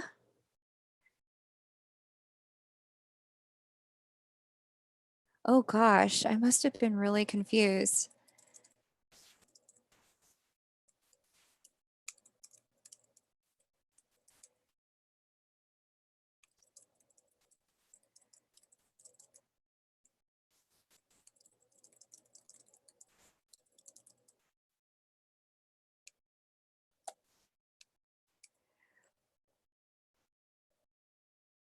Danette, welcome. Awesome. Great to have you here. Been sleeping since Thursday. Sorry, Leah. I did not mean to keep calling you Amy, but Amy, who left. Okay, Amy left because I already read her. I trust that was partly for her. Okay. Ah. Maybe she'll come back and listen to this and realize she had an additional message.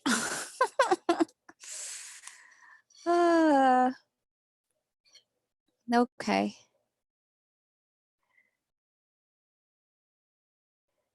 Aw, Jamie. I mean, Raymond and Gemini, you guys are going to make me cry. All your community spirit. I love you guys. It's very generous of you. And thank you for doing that, Gemini, so that I can keep it fair for everyone who did pay the 22. I really appreciate that. Okay.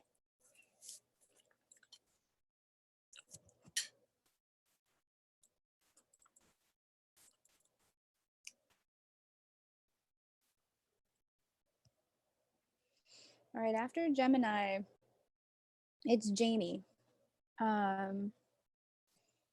Jamie XX. No, Kylie XX and Jamie X. Okay, cool, Gemini. That's awesome. It's really sweet of you. Um, very kind of you, Gemini. Okay, his chart, a separation, his relationship right now. I was feeling this heavily this morning and I was reading for myself, and then the connection caught me off guard. You are very welcome, Leah. You're very, very, very welcome. All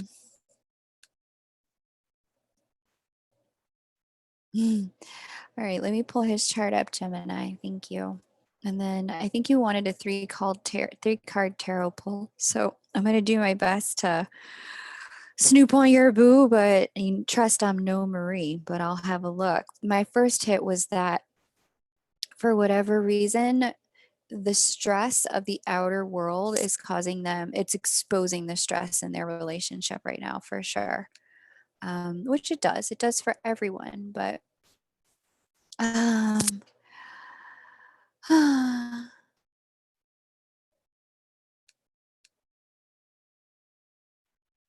okay. So, Claudia, let me just share your chart. Okay. So here's your twin, and you got the 3-card pull as well. So March, June, May, April, and so not yet on the eclipses.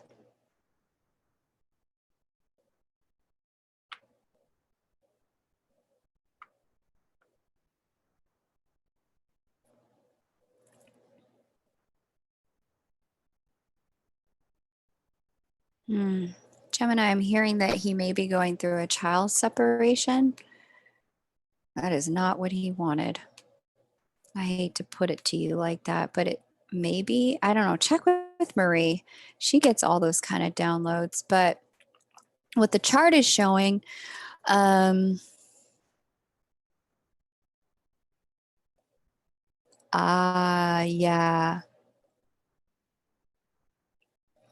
Look at you, intuitive one, Gemini princess. Not fully, not yet, but it's in sight. It does look like there may have been some discussions about that.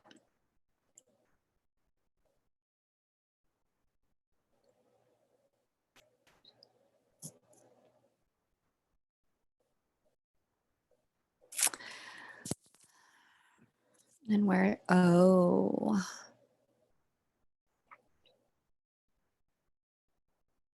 Uh-huh.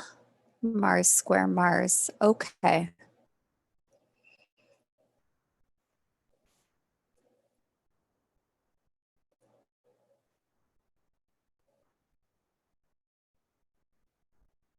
Where is his natal Saturn? Oh, yeah. Damn, Gemini. Look at you. They might be doing a trial separation. Yes, some kind of separate something. There's what's happening is there's a lot of tension being brought to the surface in that connection right now. A lot of tension. Excuse me. A lot of tension.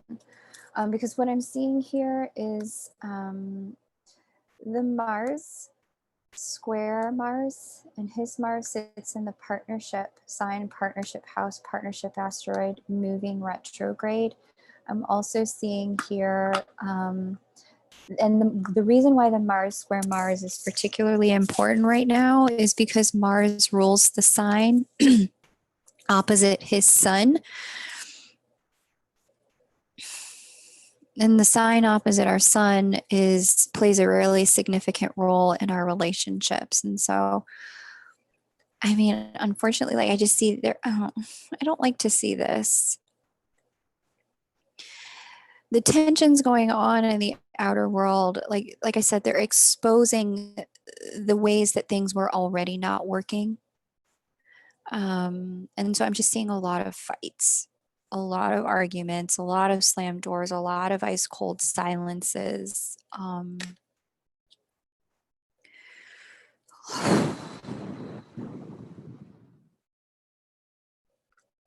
A lot of him hardening himself, unfortunately, to get through it. A lot of that. That's tough. I don't like it when people have to suffer. But yeah, your intuition is correct about what you felt.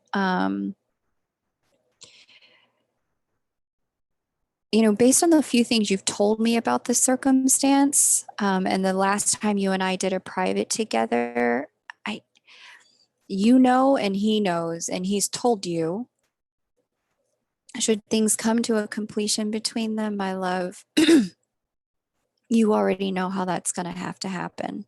It's not going to be by his hand. So if there is a separation going on, she's initiated it.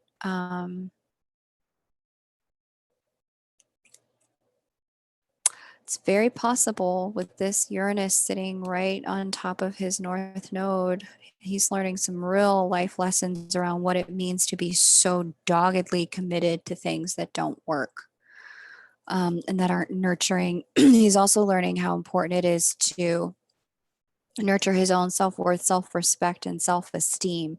And how if he's lost that, he's lost his ability to actually like manifest.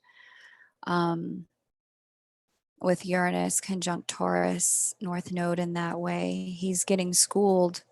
Yeah, he's getting schooled on losing his way right now. Ooh, transiting North Node. Ugh.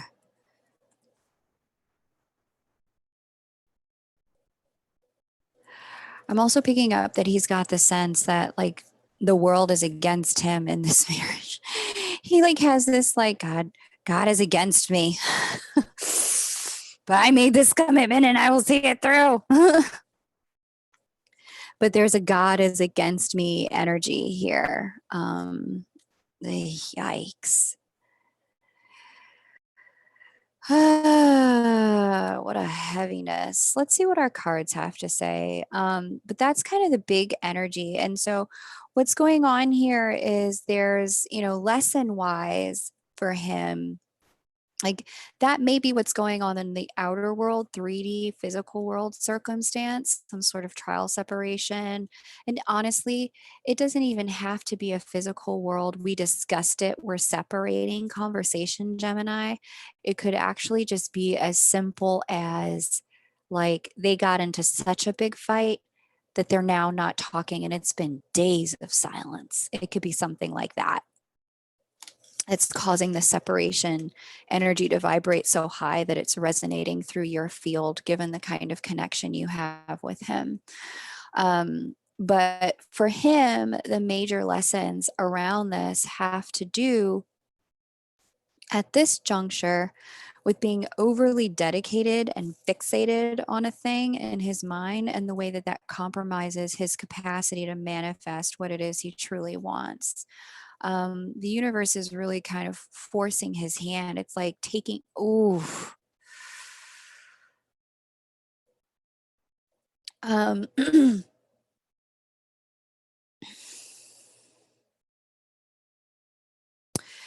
The visual that was given to me just now, I hadn't thought about this in a long time. But I remember this was such a heartbreaking story when it happened. It was 8 years ago during Hurricane Sandy, when Hurricane Sandy came up the East Coast. And there was a story about, a mom and her sons who couldn't get out in time. And so as the water began to rise in their neighborhood, she had gone outside to try to get to safety. She was going to try and get her sons to the car, and they were going to try and leave as fast as they could, but the water was coming in so fast and so high. And there was this really tragic story about how like she had gotten pinned, like either up against her building or up against her car in some kind of way or something. I don't know what it was, but the water was moving so fast and so furiously that as the current changed direction and she had both her boys in her arm, the current dragged her children out of her arms and then dragged her away too.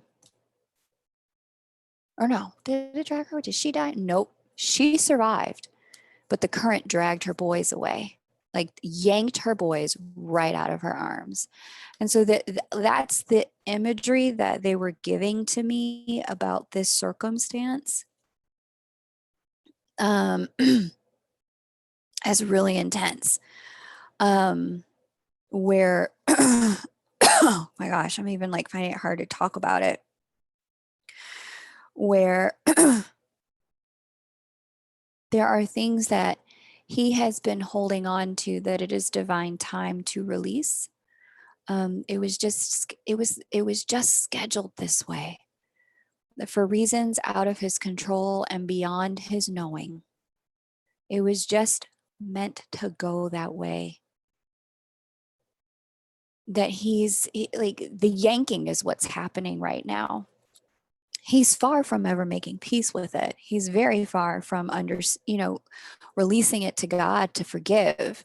He's nowhere near in sight of forgiving himself. What's going on right now is the yanking. The moment of horror when the divine is yanking something out of your arms that you have put your whole life and soul into. Yikey, baby girl. Yikes. Ouch. I didn't like seeing that. Thank you. As Marie would say, thank you, divine. Thank you, universe. Let's get to your 3-card pull, Gemini. What is there for Gemini to know about the experience she had this morning about the separation energy in her twins field? Give me 3 cards about what there is for Claudia to know about the vibration she had this morning about that energy in her twins field. Card 1. You want to be shuffled a better way. Got you. All right. What is there for Gemini to know? What is there for Gemini to know? Okay, card 2 and card 3. Thank you. Thank you, divine. Thank you, universe. Okay. Okay. Hanged Man, reverse, Justice, upright, Ace of Swords, upright. Okay. I'm being told that you should write down this date. That you should write down this date, and you should write down everything you felt and that you remembered about this date and what you were shown. Because there is things that are hidden from you now that will get confirmed and come to light for you later. You've been allowed to feel this because as the separation deepens between them, it's going to make you feel like there's a deeper separation between you and him. Okay, and that's why I was shown the 2. Okay. Yeah, it's going to feel like as he's releasing her, where the universe is yanking her, it's also going to feel for you like you're getting yanked out of the connection as well. And that's not necessarily the case, but just chronicle what you're experiencing. Chronicle what you're experiencing and chronicle what the dates that it's happening, because the clarity is going to come at a much later time. The divine is going to bring you the insight you need to know that you weren't crazy when you had this experience today. Okay. The other thing that's being shown here, yeah. It's not funny. He has been in the hanged man position about this whole thing for so long, pretending like he has no power, no choice, that this is just what it is, and just going with it. And half the time he's joking with himself, fooling himself that, oh, I'm committed, or that's not, oh, I'm committed. It's, oh, I'm working on this, or I'm thinking about how to make this work better. The other half of the time, he's just been in it hoping it would change on its own. The divine's kind of sick of his shenanigans around this, the ways in which he's been fooling himself with this. And so there has been a significant level of divine intervention here. It's actually come through her. Because she and her behaviors are mirroring back to him his non-functioning in the relationship. The wanting things to be okay, but taking zero action. The staying in it, but not working it. The saying I'm committed, but not actually showing up with all of him. The divine's like, yeah, we're sick of that. So we're going to empower her to do some new shit. Watch this. And so she's just mirroring to him all of his own stuff. And it's causing things to balance out, the karmic scales to balance out in the way that they're supposed to. Unfortunately, it's her energy. It's not her energy. It's her reflecting back his energy to him that's causing the yanking for all three of you at this moment in time. And that's what you're experiencing, is you're experiencing the ripple effect um, of their distortion, the distorted mirroring energy between them. Okay. All right. Okay. Gemini Princess, thank you for letting me do that 3-card pull for you. You'll get confirmation in 3 months. Yeah. Okay, perfect. Yeah. Because that's when that eclipse cycle begins, Gemini Princess. And that eclipse cycle, Jamie X, it's your turn. That eclipse cycle is what's going to, what's he's been holding in his arms, he's not going to be able to hold on to anymore. Like I said, the yanking is what's happening right now, as painful an image as that is. But I think they gave me that image to work with for you so that you could understand it, not from an intellectual level, but from a heart level. Because I think a part of you really understands what it might mean for a woman to be trying to protect her children in a circumstance that dire, and then to have those babies yanked straight from her arms by Mother Nature. If you can continue, if you can reference that in your mind as you look at this for him, he may not have known how to change Gemini, but that doesn't mean it in the relationship to make it function correctly. That doesn't mean it hurts him any less.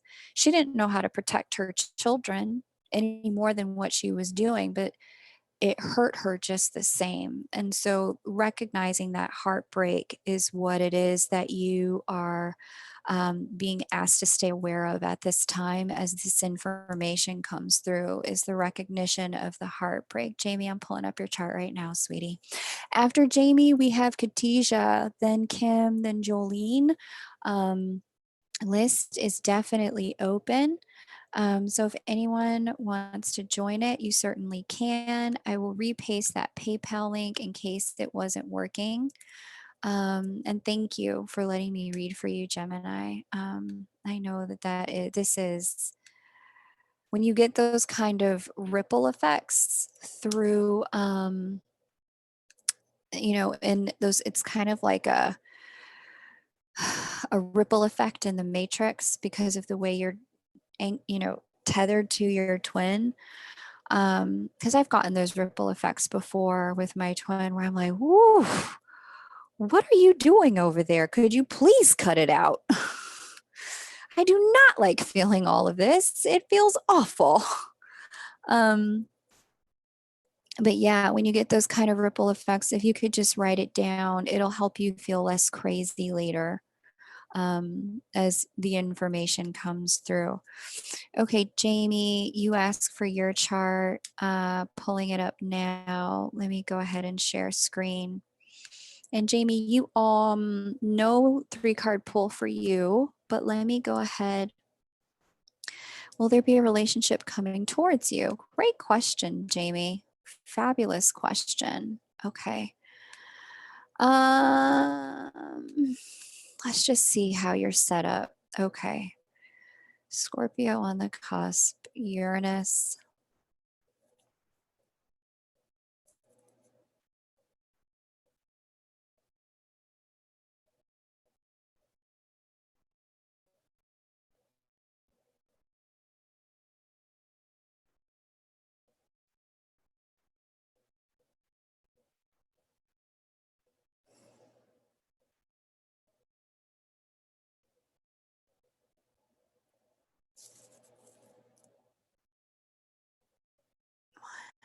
Taurus 1.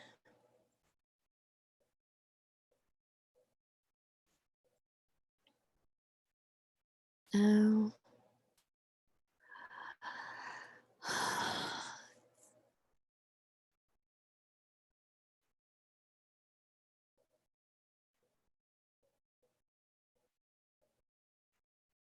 Jamie, we've never talked about this when I've read for you before, honey, but I have a question for you. Have you struggled in love throughout your life? Like you had some good ones, had some bad ones, but ultimately kind of feel a little bit challenged or cursed or somehow blocked or like, why doesn't this ever work out for me?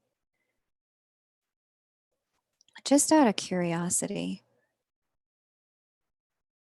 Um,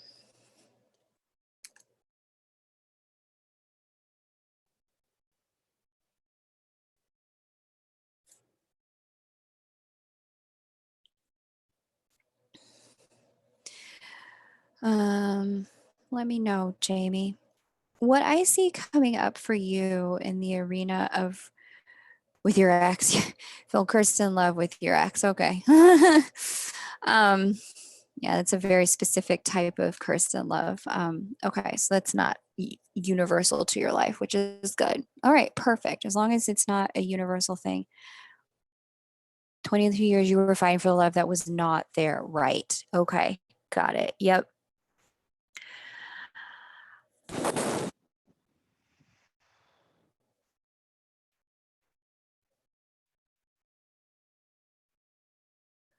Right. Okay. Yeah. Okay. So I do see that you've been through a period of a significant ending. I got it, Gemini. Gemini, thank you. Um, Jamie, I do see that you've just been through a period of significant ending when it comes to relationship, where it just feels like nothing you laid your hand to in the arena of love worked out. I can also see that the experiences you've had in love have consistently let you down for the last several years. I can also see that your particular challenge when it comes to love. Um, all right, let me focus on her question. Her question was, is it coming this year? Or is love coming? Right? Will it be coming towards you? Yes.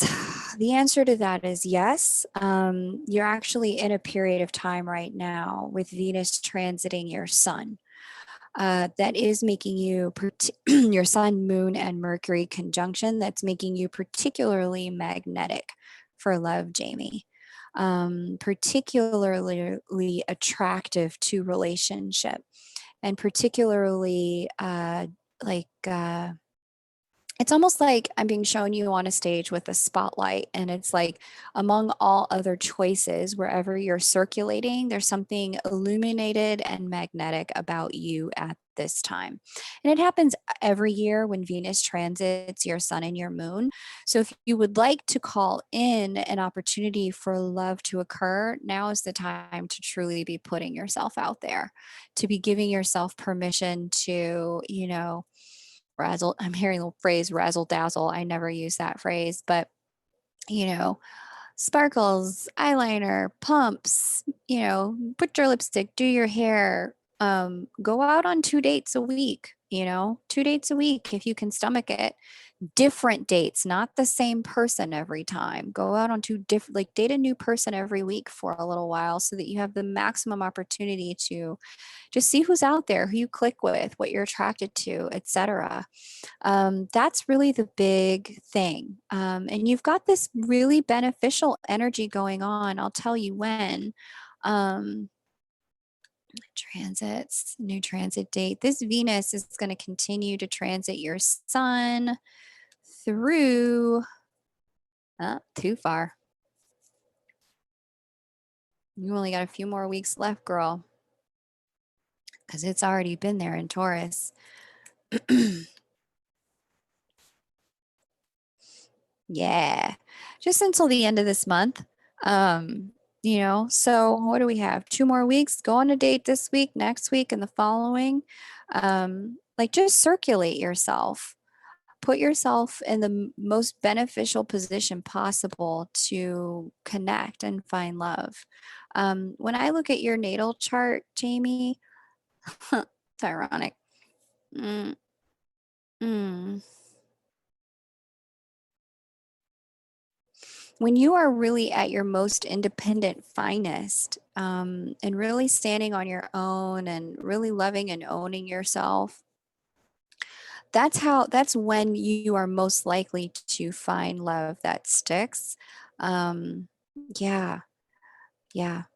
So yes, love coming. Yes, now's a great time to date and circulate. The next great time for you will likely be, you'll have another really beautiful time in the summer.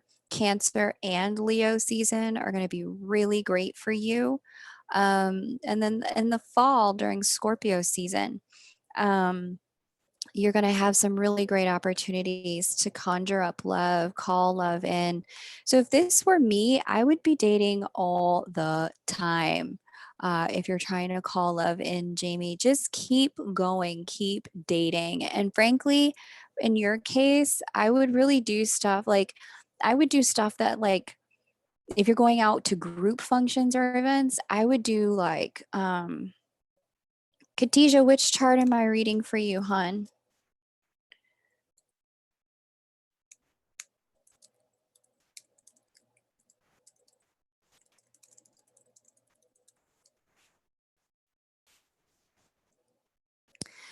Like eye gazing events, or I mean, you don't want to do superficial flirty Gemini stuff. You want to do deep, like intimately connecting Scorpio stuff.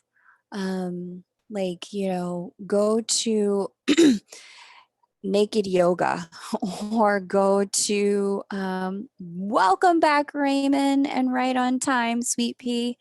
So happy to have you here. Like, do anything that's more like tantric couples workshop for non-coupled people, or like things where you're going to be able to go deep and have a deep emotional connection. That's where you're going to really find that you thrive and call forward some of the best people. But if you try to go to speed dating, you're just going to be disappointed. um, you're not set up for Gemini type, initial connections. You're set up for Scorpio type initial connections. Okay. All right. Right. In separation. Right. Right. What did you focus on? Got it. Okay. Katija, let me think about this. Should I read? Because I have a reading coming up for you. Um, Kylie's like, sign me up. I know, it sounds fun, right? List is definitely still open if anyone wants to join. I have Katija, Kim, Jolene, and Raymond, and that's it. If anyone else wants to join, you can.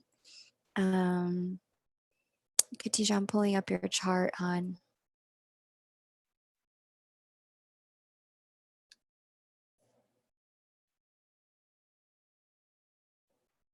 I know we've been back and forth over email a couple of times, Katija. I'm sorry he's questioning his feelings right now. I know that's really tough.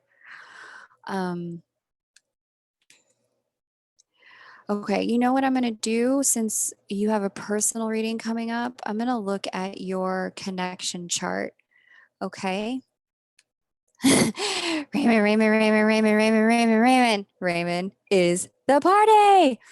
Because in your personal reading, we're not going to look so much at his stuff or about, we're not going to look at his stuff, Katija, or the union chart. So let's take this opportunity to look at the union chart. Okay, Katija, let me go ahead and just see what I see here. I see you got a 3-card pull as well. Thanks for bringing the party, Raymond and Kylie. You guys are keeping it so upbeat. I really appreciate it. Huh. What? Oh, interesting.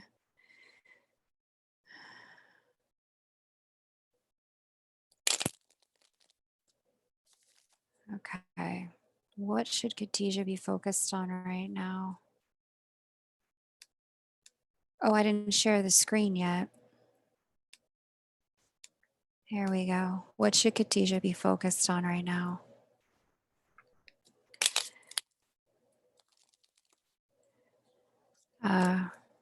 Yeah.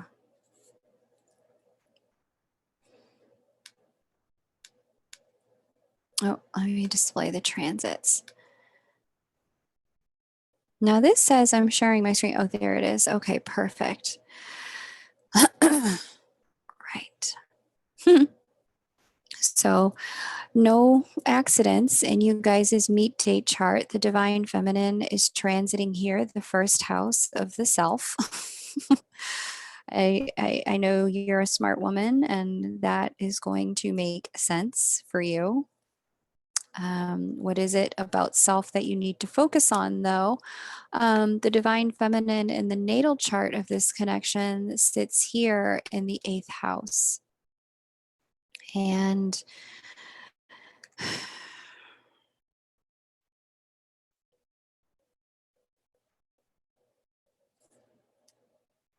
where? Mm-hmm.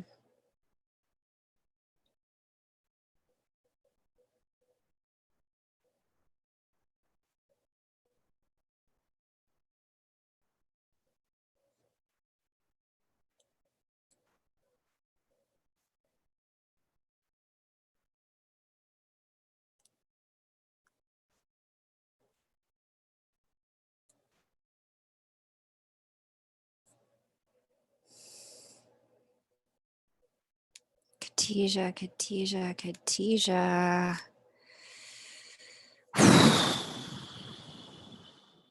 Yeah. Okay. The simplest way to put this, because she's transiting the first house and she's facing the seventh house of the connection, right? And so the interesting thing here with her transiting the first house, the seventh house of the connection is governed by the sign of Aries, which is the sign of the self. And so, for this relationship to really work, both of you have to be really, truly, genuinely, deeply focused on yourselves. And what you're being asked to focus on with the Juno retrograde is what in yourself has to change in order for the connection to begin to flourish. That's what you're being asked to look at. So questions for this include things like, if he never changes, if he is exactly the way he is and does absolutely nothing different, what is it that I need to do in order to make this work for me? That's the question of the moment for you. If he stays exactly who he is, what do I need to change to be okay?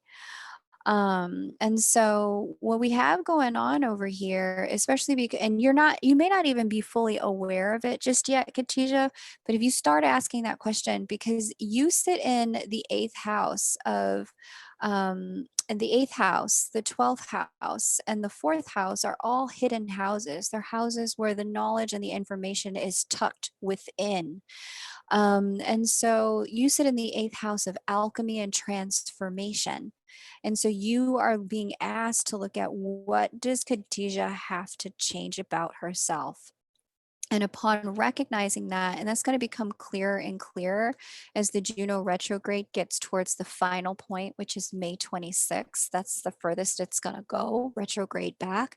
The closer we get to the end of May, the more ahas and insights you're going to have about what it is you have to change in order for this to work.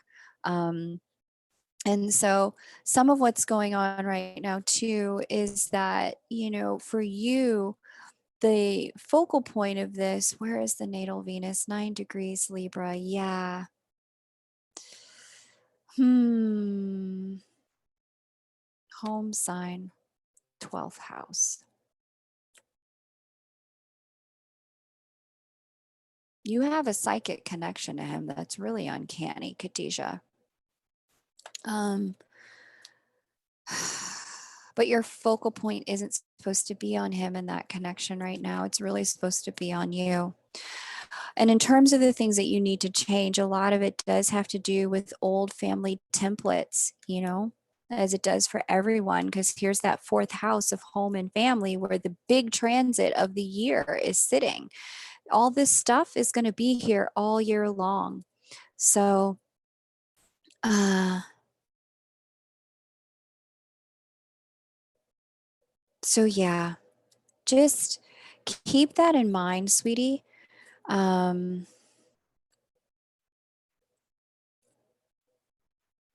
keep that in mind, that that's kind of what's going on here, and what you need to, really give yourself permission to focus on.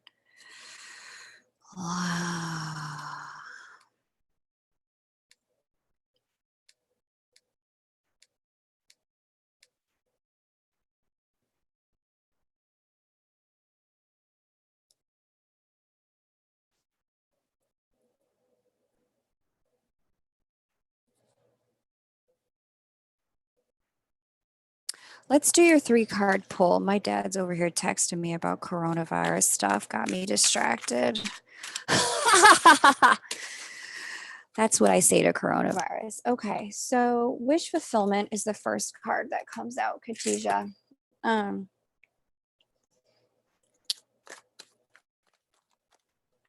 10 of Wands. Give me one more card for Khadijah and what she's supposed to focus on. Oh, okay, interesting. And those 3 want to come out together.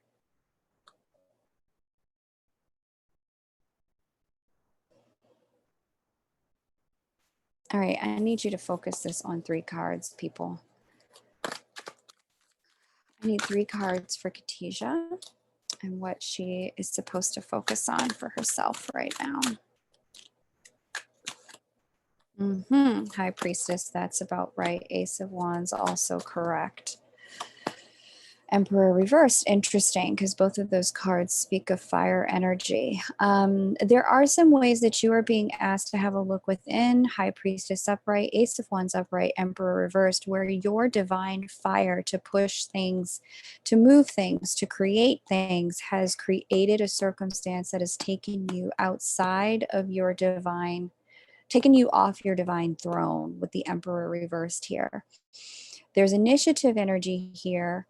And the High Priestess and the initiative energy is also saying it's 2 messages. When you start looking deep within at what it is you can change, what you can create, that's going to help you understand how the divine has been trying to work with you all along to focus you in on the things that you deeply need to transform.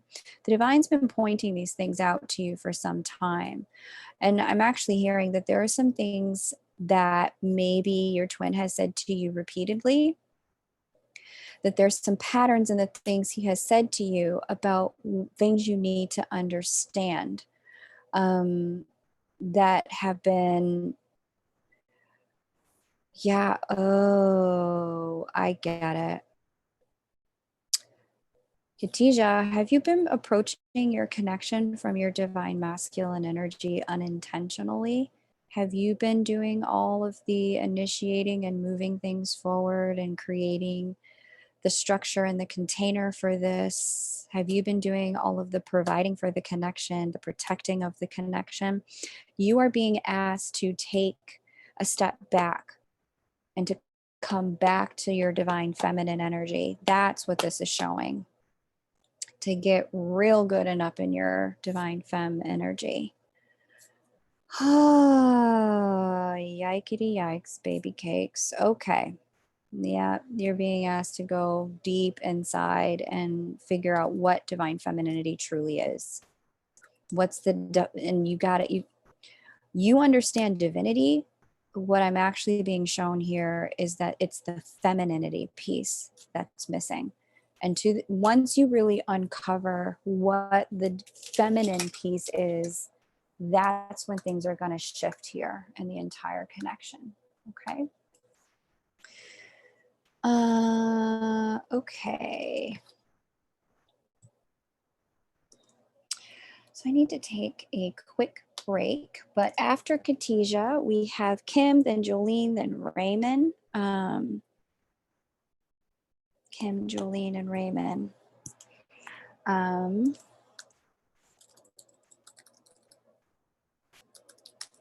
then the list is still open.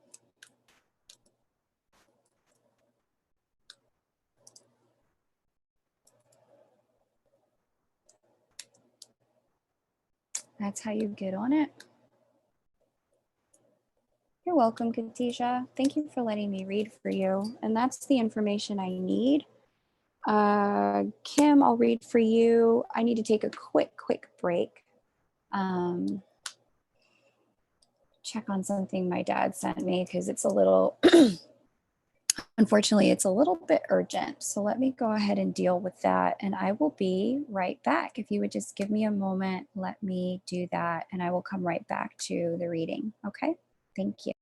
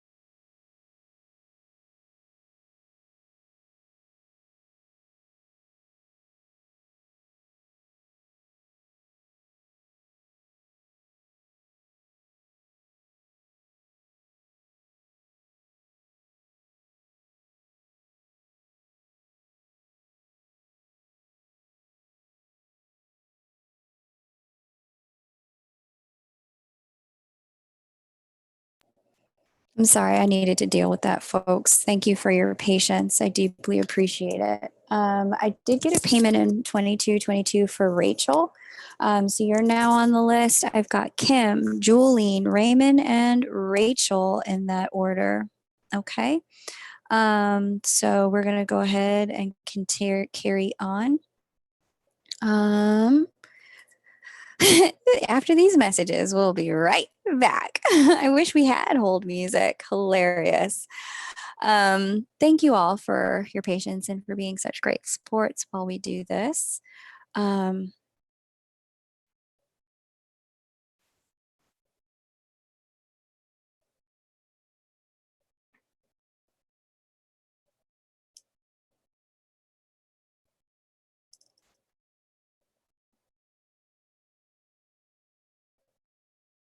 Here we go.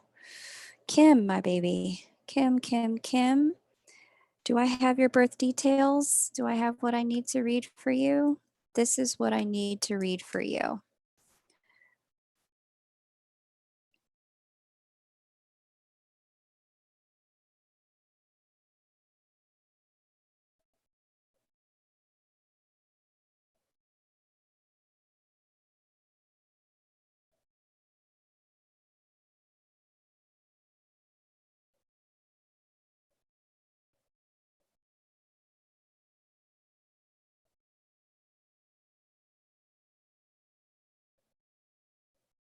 I need those details in your question, Kim. Oh, interesting. Okay. So you put it above. Sometimes it's hard for me to find those things. So it's best if you wait until I call your name. Yeah, Kim, if you could repaste that, that would be ideal. Um, yeah, because there's so much going on here in this chat. I'm not going to be able to find it adequately.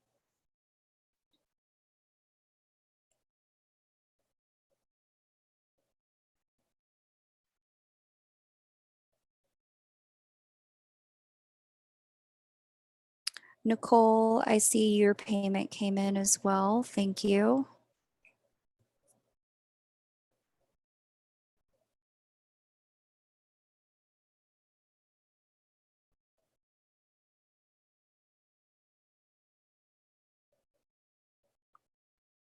Sweetheart, those times aren't what's on my thing.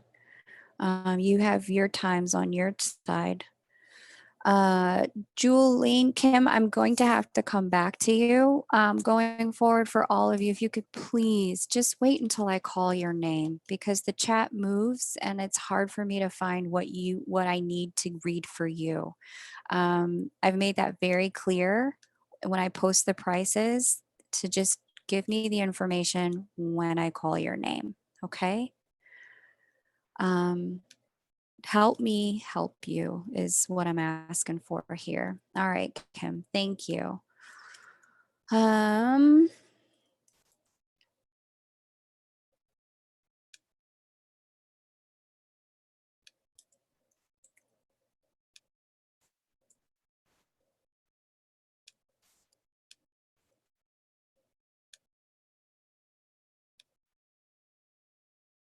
okay, that's nice, but where were you born, Kim?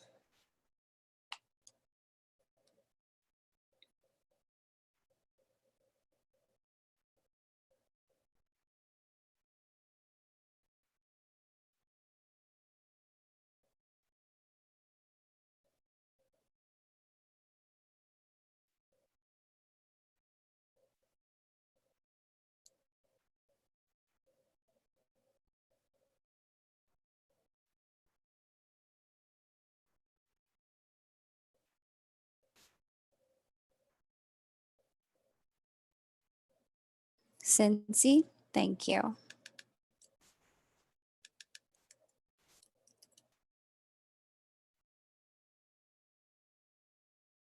Okay, and what is your question, Kim?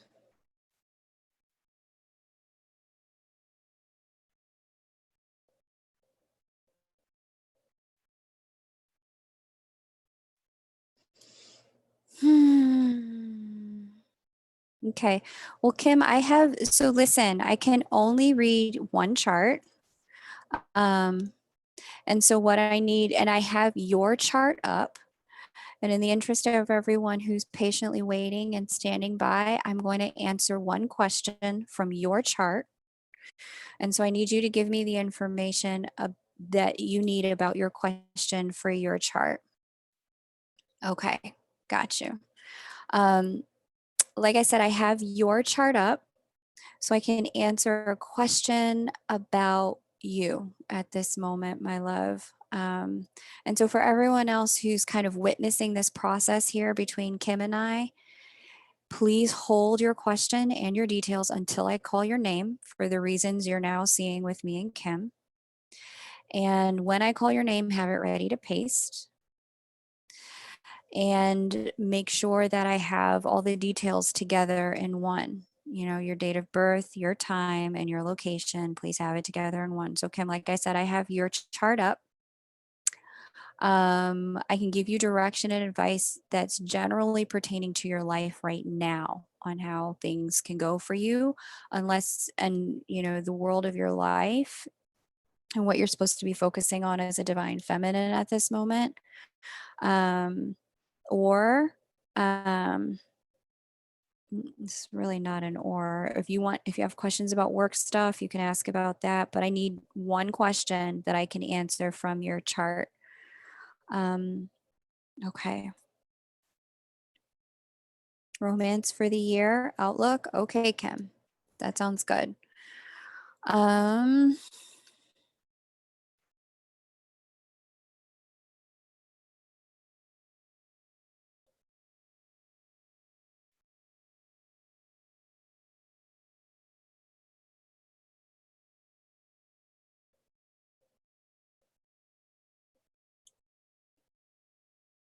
yeah, Kim, I don't know how you saw that message because it's Khadijah's turn. It was Khadijah's turn and then Jamie's turn and then Gemini's turn before that.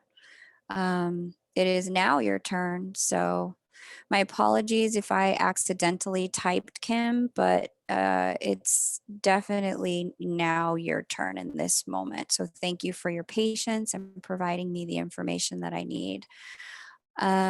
Kim, what this chart is showing me is that spiritual love is on the brain, a deep spiritual love, deep, deep spiritual love.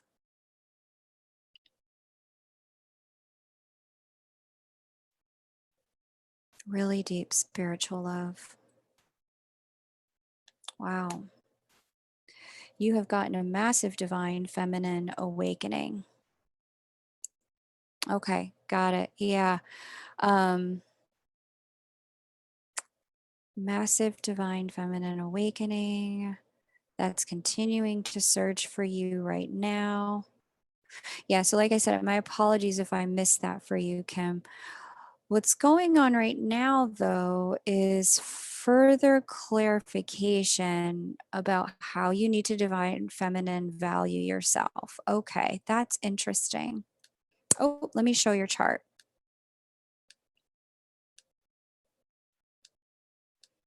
So here you are here, and here's your energy here. Thank you, Shay. I got it. Um, Yeah, here's the energy of change and transformation happening in the house of self esteem, self worth, self values, and earned income. And here's Juno here in the sign of Libra saying, hey, yeah, this is you actually stepping into the spotlight and recognizing how you want to shine in your divine feminine energy.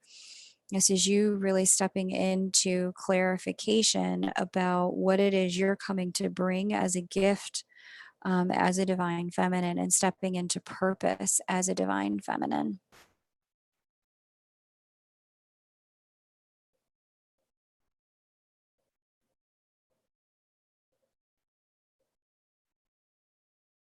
Yeah, really, really beautiful energy here. That would be the biggest thing, both in your connect, like that's the biggest thing you can do for yourself that is going to shift things in your connection, is the right way to say what's coming through. Um, I can see, just the little bit I can see from your chart. It's hard for me to know for sure from everyone else's chart, or without the other two charts, but I can see here that yeah, there's definitely separation. He's going through some stuff, a little bit of walk of fire here for him. He really can't be by your side while he's doing the walk of fire. No divine masculine really can. And so, yeah, there's there's just like a really curious, interesting energy. I don't know. You may have even had some ideas about how you want to share your purpose. Some things may have come through for you. Like, oh, I know I want to. It may have nothing to do with serving twins either. That's the thing. Like, a lot of people come into their twin connection, have their clarity that, oh, I'm a twin. That's changing the way I love, the way I think about love, connection, and relationships. And then they go, okay, well, now I need to serve other twins and become some sort of reader for twins or healer for twins. And that's just not the case for everyone. Um, your gifts may be more in the arena. It definitely looks like for you, there's something in the arena of work, Kim.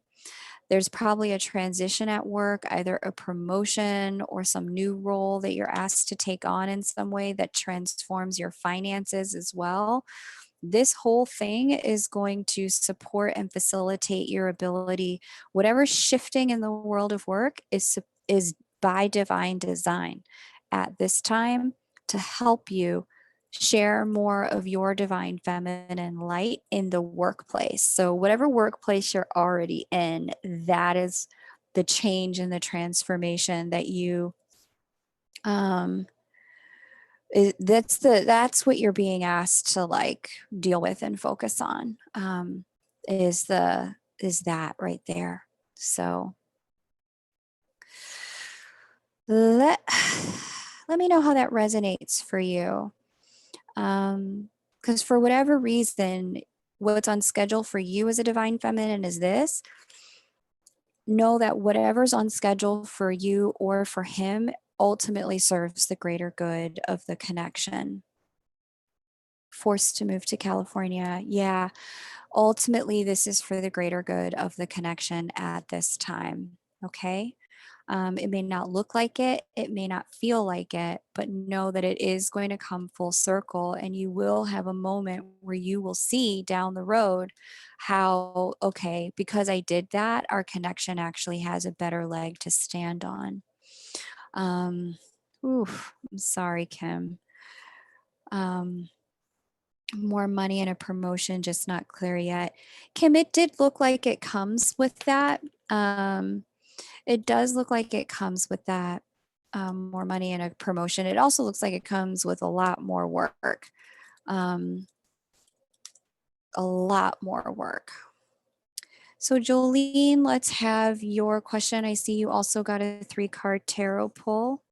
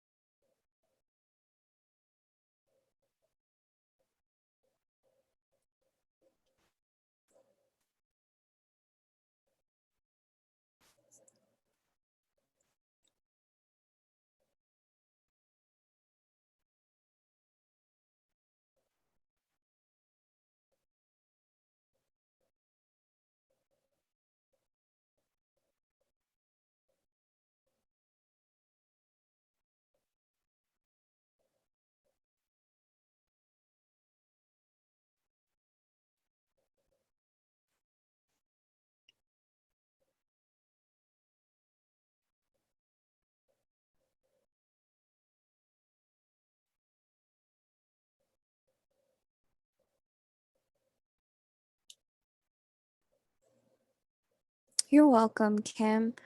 Jolene, perfect. There's your information. Okay. Current state and what will help. Okay, got it. For anyone who's just joining, the list is definitely open. You are welcome to grab a reading if you like. I'm not sure how much longer I'm going to be on. Here we go. That is how you get on the list.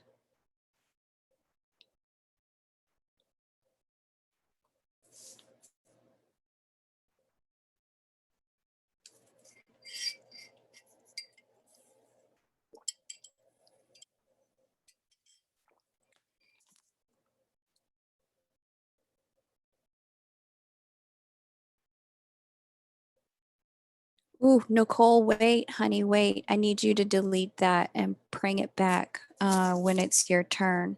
It's not your turn yet. I'm reading for Jolene right now. And I need everyone who has a question to only paste when I call your name, because otherwise I'm not going to be able to find it. Okay. Let me focus in on Jolene. Just be prepared, Nicole, to repaste that when it's your turn. Okay, hun? I do have you on the list. Okay.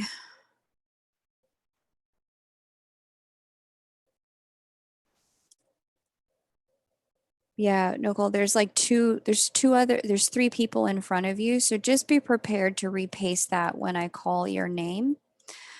I won't be able to find that when it's your turn.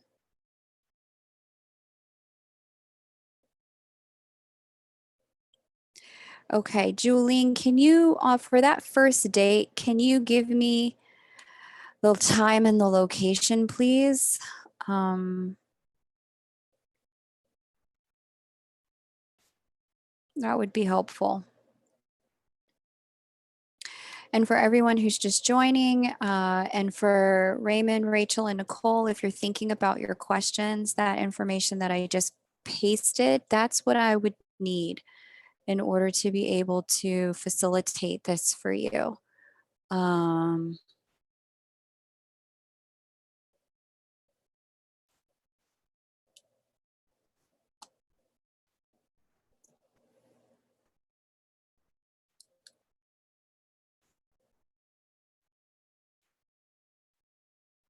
Lunch, noon, Phoenix, Arizona. Okay, thank you, Jolene.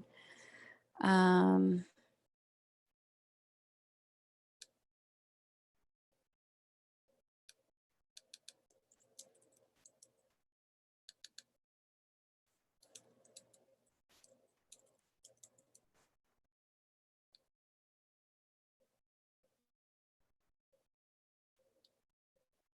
what day?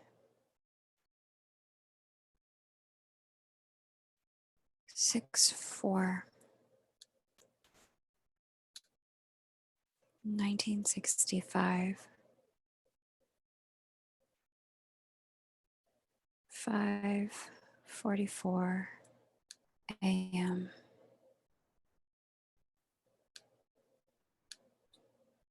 Okay. In separation, you want to know what can help. Did I have that right?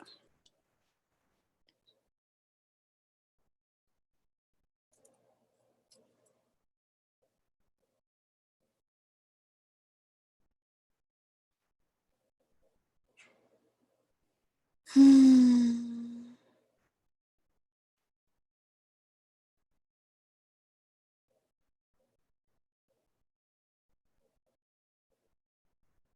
Julie, what is your question? Current state of the thing and what's going to help. Okay. First things first, you guys are about to go through a really significant change this year, with the Sagittarius Gemini eclipses. So just know that whatever the current state of affairs is today, it's not going to be that state of affairs in another 3 to 6 months. It's going to be a very different landscape and a very different ball game, Jolene. You're going to feel different. Things are going to look different. He's going to look different to you in another 3 to 6 months. So just keep that in mind as you move forward. That Now's not the time to like make super huge decisions about what to do in the connection. Just let the connection unfold. You speak every day and see each other every week. You're not in separation. Great. Um, Good. That's good, because what the places that are impacted by this massive change that's going on, it's strained right now, communication. Yeah, what's going on with this massive change are things that are going to impact the identity of this connection, meaning how you both see what it is and the actual what it is. There is going to be some sort of clarity that comes in, um, that has you understand, like, oh, okay, um, this is, we are going to now be friends, or we are now going to be lovers, or we are now going to be in a partnership. But that clarity is going to come. It's going to start filtering in June. And there's going to be a series of events that occur between now and December of 2021 that are going to focus you in on what you need to do and where you're at and who the two of you are to one another. Um, I do see that there's probably going to be some periods of time, because 12th house is involved here during this coming eclipse cycle. There's going to be some periods of time where the two of you, the communication will be strained enough for both of you to take some quiet times between one another. And that's okay. There's nothing wrong with needing quiet times in your connection. Um, the quiet times are there to support you and facilitate your ability to, deeply understand what you're bringing to the connection, what the connection is, and how you want to handle it. So just keep that in mind as well, that these quiet times are not, they're not a sign of anything going wrong. They're a sign of deep integration between the two of you. As each of you channel into your own divinity and begin to understand what it is that, how this connection is going to go from here forward. And so, again, as I said, there's a series of events going on. They'll unfold in the order they're meant to and at the time they're meant to, that are going to help each of you clarify for yourself how this relationship needs to sit in your life and how you want to be configured in your connection to one another. For you personally, what would help, I would say, as I look at the transits, where does she sit in Aquarius? Yeah. What's going to help is just keeping the lines of communication open, number one. And what's also really going to help is just like really being a yes to whatever he's doing, wherever he's at, however he's being. Now, that doesn't mean accepting bad treatment, but that does mean if he's in a place of going, I don't know how I feel about this thing with you, Jolene. I love having sex with you. It's great. It's wonderful, but I don't know if I'm ready to commit. You need to be a yes to his yes and his no. And that also means be a yes to your yes and your no. So if he's saying, I don't know, then it's okay to not have sex until he figures it out. But that doesn't mean abandon the entire connection. Not to say that you're doing that. This is just an example. Abandon the entire connection because he doesn't know. A lot of people will make the mistake of going, well, don't talk to me until you figure it out.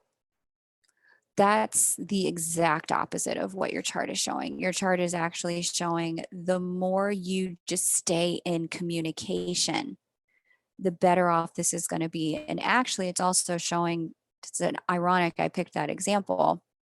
The chart is actually showing that if you guys are having sex, now is a great time to take a pause if there's communication unclarity. It's a great time to take a pause on the physical stuff and just focus on, what's not being said between the two of you. So, not to get too in your business there, but that's what the chart is really showing at this moment in time. Okay. So that will help. Just stay in communication. Communicate, communicate, communicate, communicate, communicate. All right.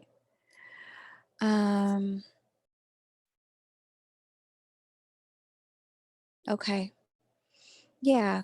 Trust your intuition. Let's go ahead and do your 3-card pull, Jolene. I see you ordered a 3-card pull. Yeah, I'm definitely, first message out has to do with trusting your intuition. I see you want to be better shuffled for Jolene. So let's go ahead and do that. Um,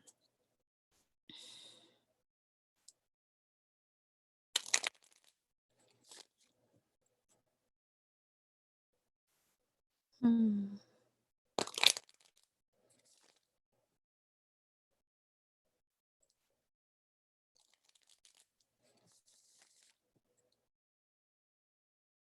Okay. You're welcome, Jolene. Okay, so yeah, and it would only be a temporary pause on the physical stuff. What would help Jolene? What does Jolene need to do or think about that would help? She wants to know what she could do or think about that would help in her connection, given where her and her twin are at. What would Jolene need to do or think about that will help? Okay, yeah. Yeah, I see the strain in communication here. Okay. Yeah, so the last thing that was coming through, Jolene, was the thing about sex from the chart. Like if there's a pause on the physical intimacy for a little bit, that's okay. Um, it may at first mean that there's also a pause in the verbal communication, Jolene. But that wouldn't be a bad thing. What I'm being shown here is that the pause on the verbal communication, what that's going to do is it's going to force each of you to get out of your heads about the things that aren't being said.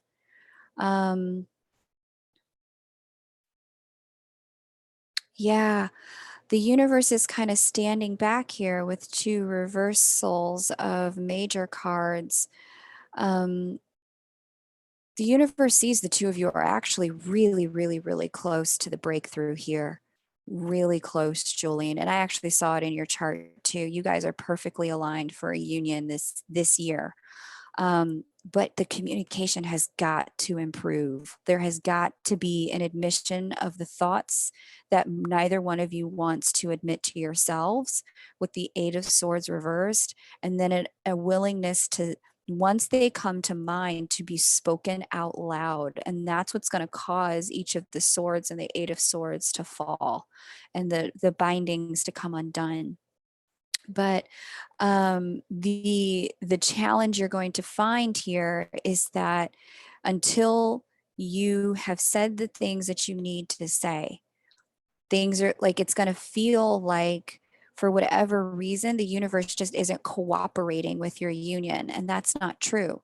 The universe is cooperating on your unions. You've got both Justice and Wheel of Fortune here, but they're reversed. The universe wants you to have this, wants to balance it out, wants to give you what you need to balance it out, but the 2 of you have to open your mouths in order for things to be able to flow forward. And until one of you or both of you starts speaking the truth and starts peeling back the layers and waiting, not WAIT, but WADING, wading into the waters about what's going on. Until that happens, it's going to continue to feel like things are under a massive strain. And so, yeah, get messy. Let the words get messy and start preparing yourself to say the things that you haven't wanted to say and admit to yourself the things you haven't wanted to admit. That's the only way to turn this. Okay. Jolene, if he's the one withholding, there's there's there's a withhold in you as well. Okay. And so that's the thing that you also need to recognize here is that there is no such thing as a one-sided withhold, um, a complete one-sided withhold. There is something in you that also needs to be communicated, either about the way that withhold feels or the way that you feel that there's something here that's not being shared, or the way the imbalance between communication and intimacy is making you feel. There's something also to be communicated from your side about what you want and where you're at. Okay. Okay, Jolene, perfect. Okay, do what you have to do, babe. Sounds like you know you got what you needed to move forward. Thank you. Okay, Jolene was next. We did Jolene. Uh,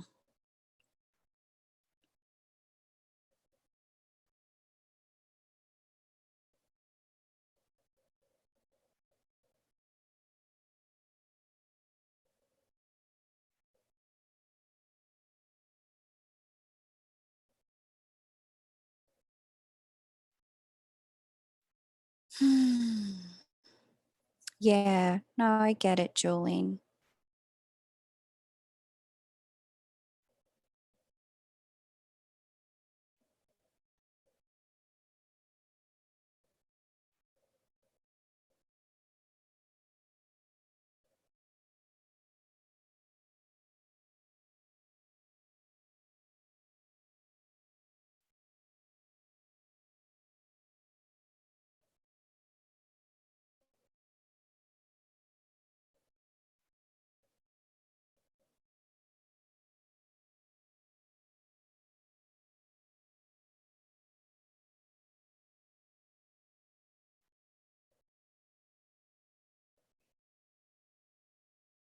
All right. Raymond, it's your turn. Raymond, Raymond, Raymond, Raymond, Raymond. So after Raymond, we have Rachel, then Nicole. Um, Jolene, thank you. It will get messy. Your words were right on, but he's not going anywhere and I need to do it. That's right. He's not going anywhere. And so you can ask for grace.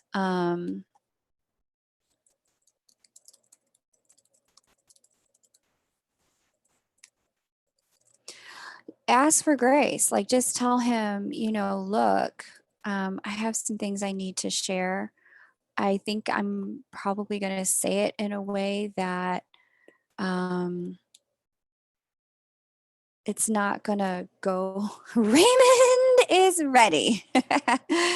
Awesome. Okay, just tell me what chart you want me to look at. See the post right above yours, Raymond.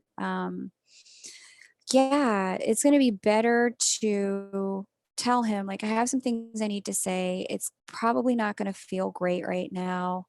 Um, I just need to share these things with you. Um, I just need to let you know that I don't want to separate from you. I want to work this out, but the way that the words are going to come out might not be perfect. Can you just be patient with me? You know? Okay.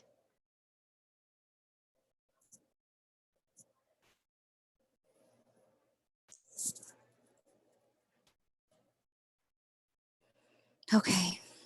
So Raymond, then Rachel, then Nicole.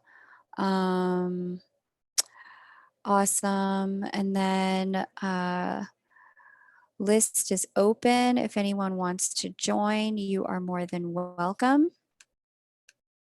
2222 gets you an astro chart reading, but if you also want um, a three card, what's that called? Tarot pull to go with it, that's 30. And yeah.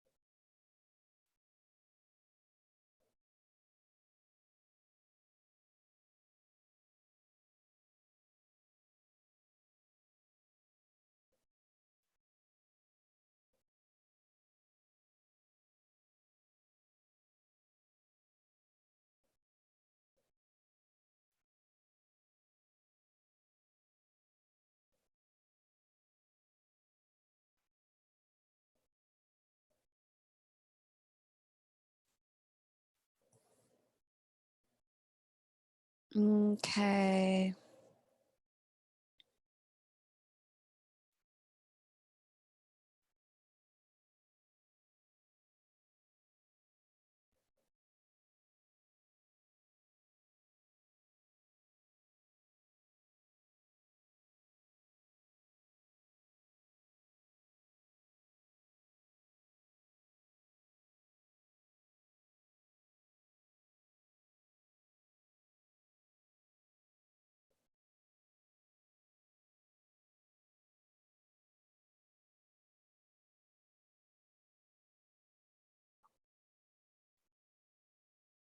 Oh no, Raymond, I wasn't pulling it up. I was waiting for you to do the thing, honey.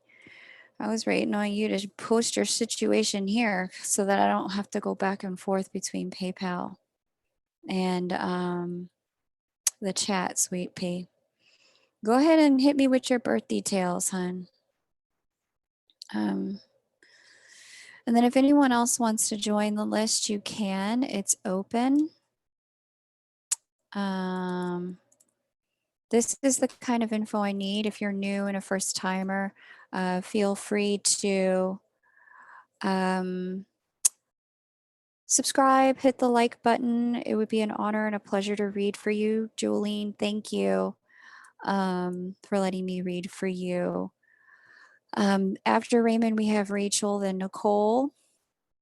And that's it on the list for today.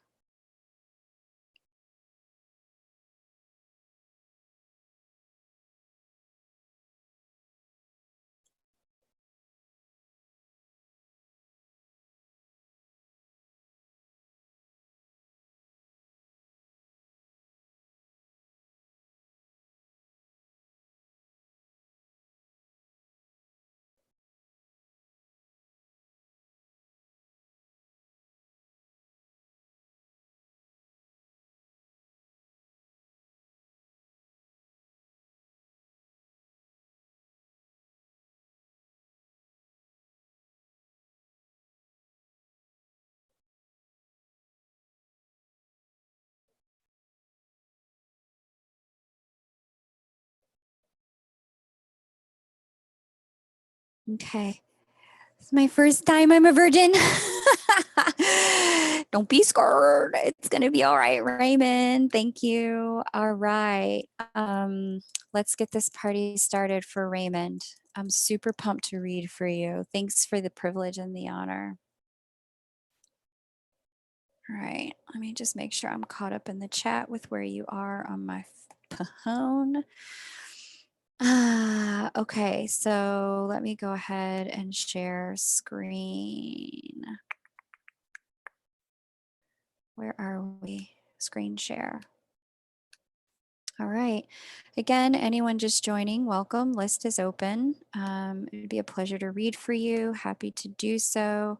Setting up a chart now for Raymond. We are going to do an astrology reading for him. Santa Clara. Okay. And we are going to do 2/24 979 3:07 p.m.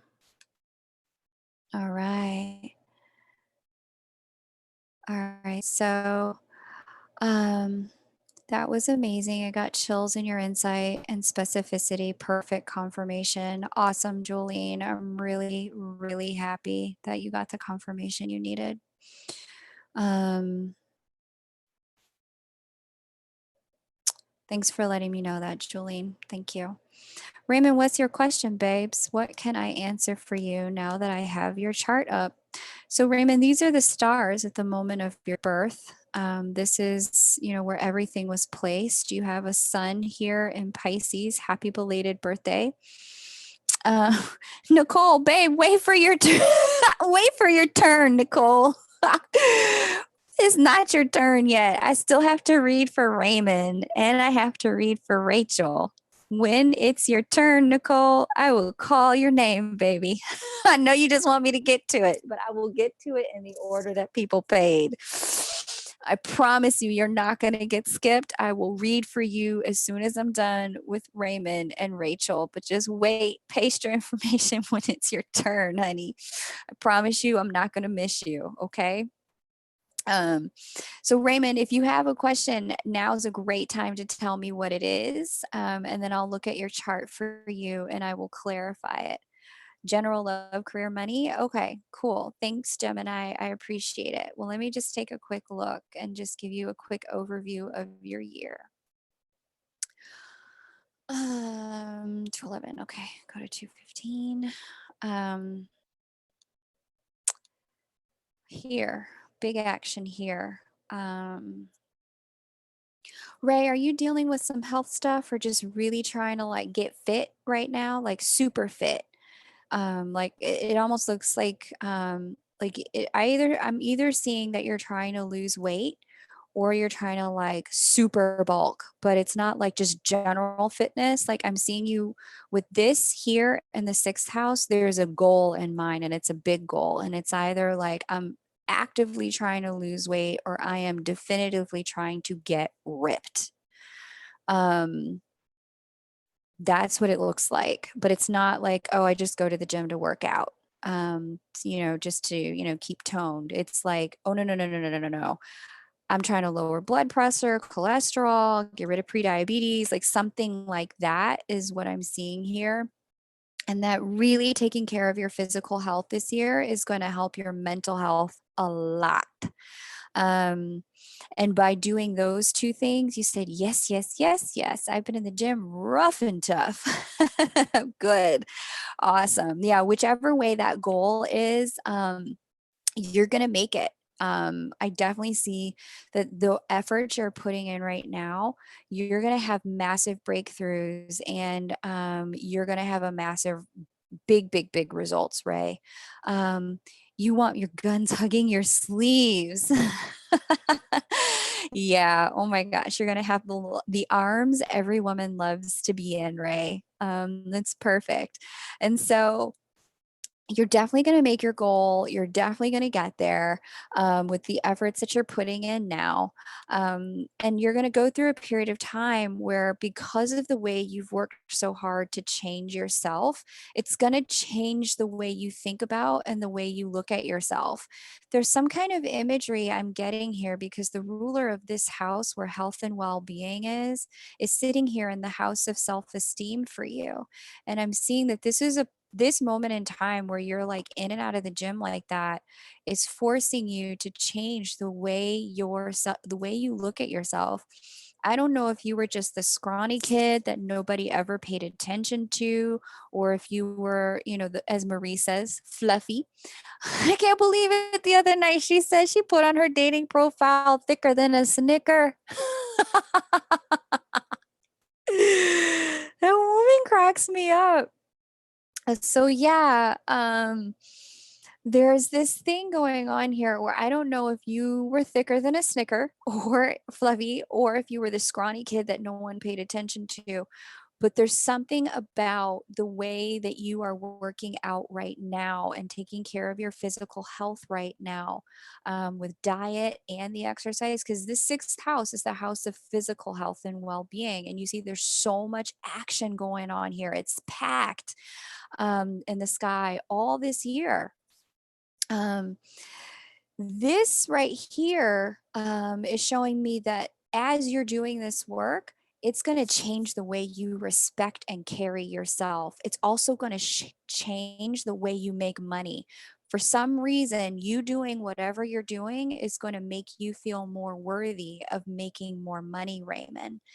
Um, and as a result of you feeling that kind of worthiness, not just around money, it's also going to shift your worthiness around relationship and partnership. There's a way in which your mind is going to be on being partnership ready, relationship ready as we head toward the end of the year in a way that you haven't been before. There's going to be a way that you're feeling that you are truly deserving of love and partnership and of all the things that you want in a way that you haven't been before. And that's going to cause you to rise in status up here, 10th house. Um, that's going to cause you to have a rise in status when it comes to, just the ways that you present yourself at work, how seriously you take yourself is going to transform how seriously other people are taking you. People are just going to you because you're carrying yourself different, people are going to treat you different, and that's all going to be a result of the work you're putting in now, how that impacts your self-esteem, and that's going to transform the world of work and the world of relationship for you in the second half of this year, Raymond. So great job. Amazing work. Okay, yeah, we've gone a little bit over, but the last thing that I'll say for you, hun, is that where it comes to love, I can see you've been getting a lot of downloads about, things like time to grow up, time to take this seriously, time to settle down, time to find the right one, time to, be a man. There's been a lot of that. And with that has also been coming a lot of evaluation about the kind of people, partners you've chosen. Um, my head is getting bigger. Keep going. Tell me more. Yes, I want to see those. I want to see that chest puff up and them shoulders fly back and that head held high, Raymond. That is awesome. And so this is as you transform, as you look in the mirror at yourself. I want you to be keep taking pictures of how you were 3 months ago, 6 months ago, how you are today, how you're going to be in another month. Take pictures every week, every month, because the change is going to happen slowly. But when you look back and see how it's happened, Raymond, it's going to force you to look at it. I just see it happening for you visually. I'm being really shown that you're not yet, Nicole, not yet. I'm still on Raymond, honey. Um, this is going to visually show you, wow, why was I ever with that partner before? What were they? Why were they? Why did I let myself get treated like that? Or why did I think that their behavior was okay? Like you're going to suddenly start to have these realizations about your deservability. The thing that I want you to do, Raymond, is not tie this to whatever your weight is or whatever you see in the mirror. You're feeling this way because of how your body is detoxifying and shedding old layers of who you used to be, not because of how you look. You can have love no matter how you look, Raymond, but the way that you're looking at yourself is going to help you shift what you believe you deserve, okay? You're going to start reflecting on these relationships and recognizing ways that you accepted things that weren't okay for you anymore. And no matter what happens with your weight going forward or what happens with your muscles going forward, you are worthy of love no matter what.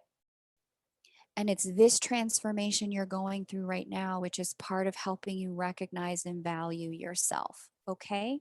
So just keep that in mind that it's all of the cellular level detoxing, the sweating you're doing, the really purging out of, just purging out of your sweat glands and out of your organs, getting all the old stuff out that is going to help you really understand in your mind, hey, Raymond's an amazing guy and he's really worth it. And the more he sees that he's worth it himself, regardless of how he looks in the mirror, the more people around him at work and in love are also going to see it. Okay. Rachel, let me get them details, baby. Let me get them details from Rachel.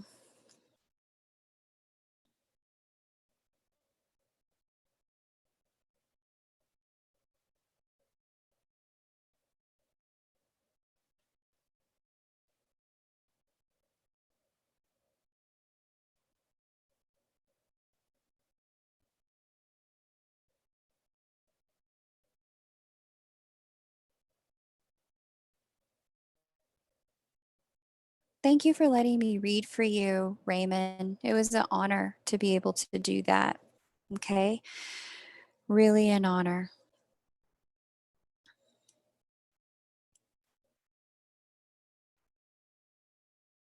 Okay. Rachel, thank you. Let's go ahead and dig in. And if anyone wants to get on the list, you certainly can. Now's a great time to do that. There you go. That's the info you need. Rachel, let's dig in. Thanks for your patience, Rachel. Let's do this and let's share the screen.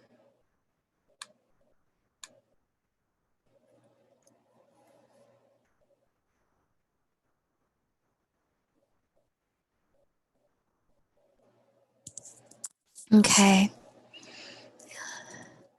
What days are best for me? I forgot to ask. Thank you very much.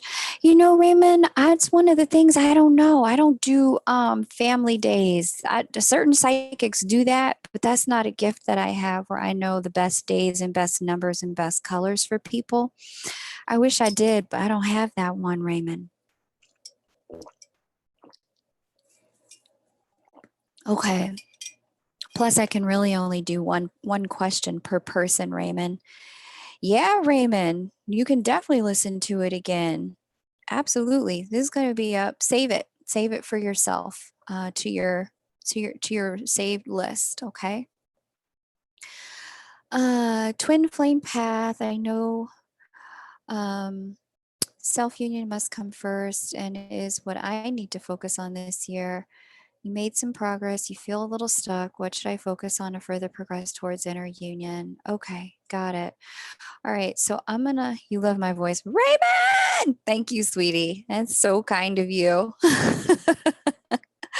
I really, really appreciate that. Okay, so Rachel H, let's get it.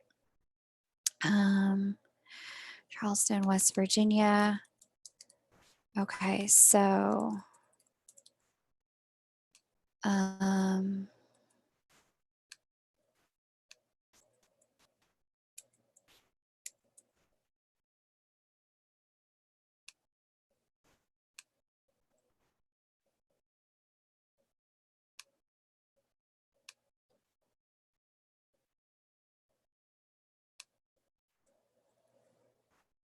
all right, Rachel. Okay, one thing I wanted to say, and this is like before I start Rachel's reading. We were talking about this the other day in a response to a post that someone had put on my other channel. And she was sharing about how I really want to share this with you guys because it seems really important.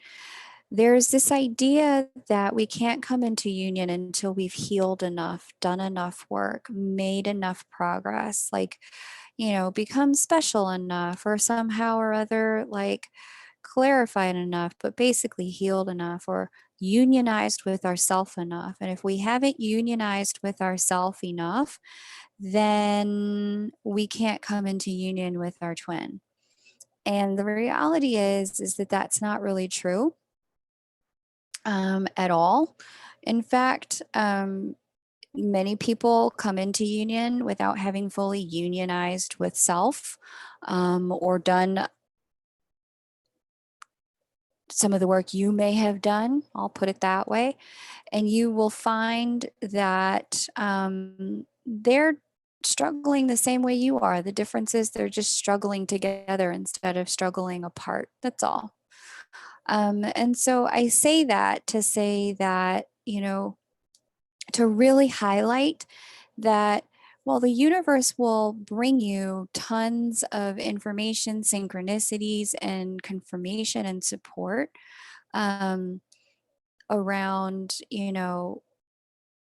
coming together and that you guys could be together and how much it would do for you to be together. The reality is both of you have to choose it at the end of the day. Um, that's that. Um,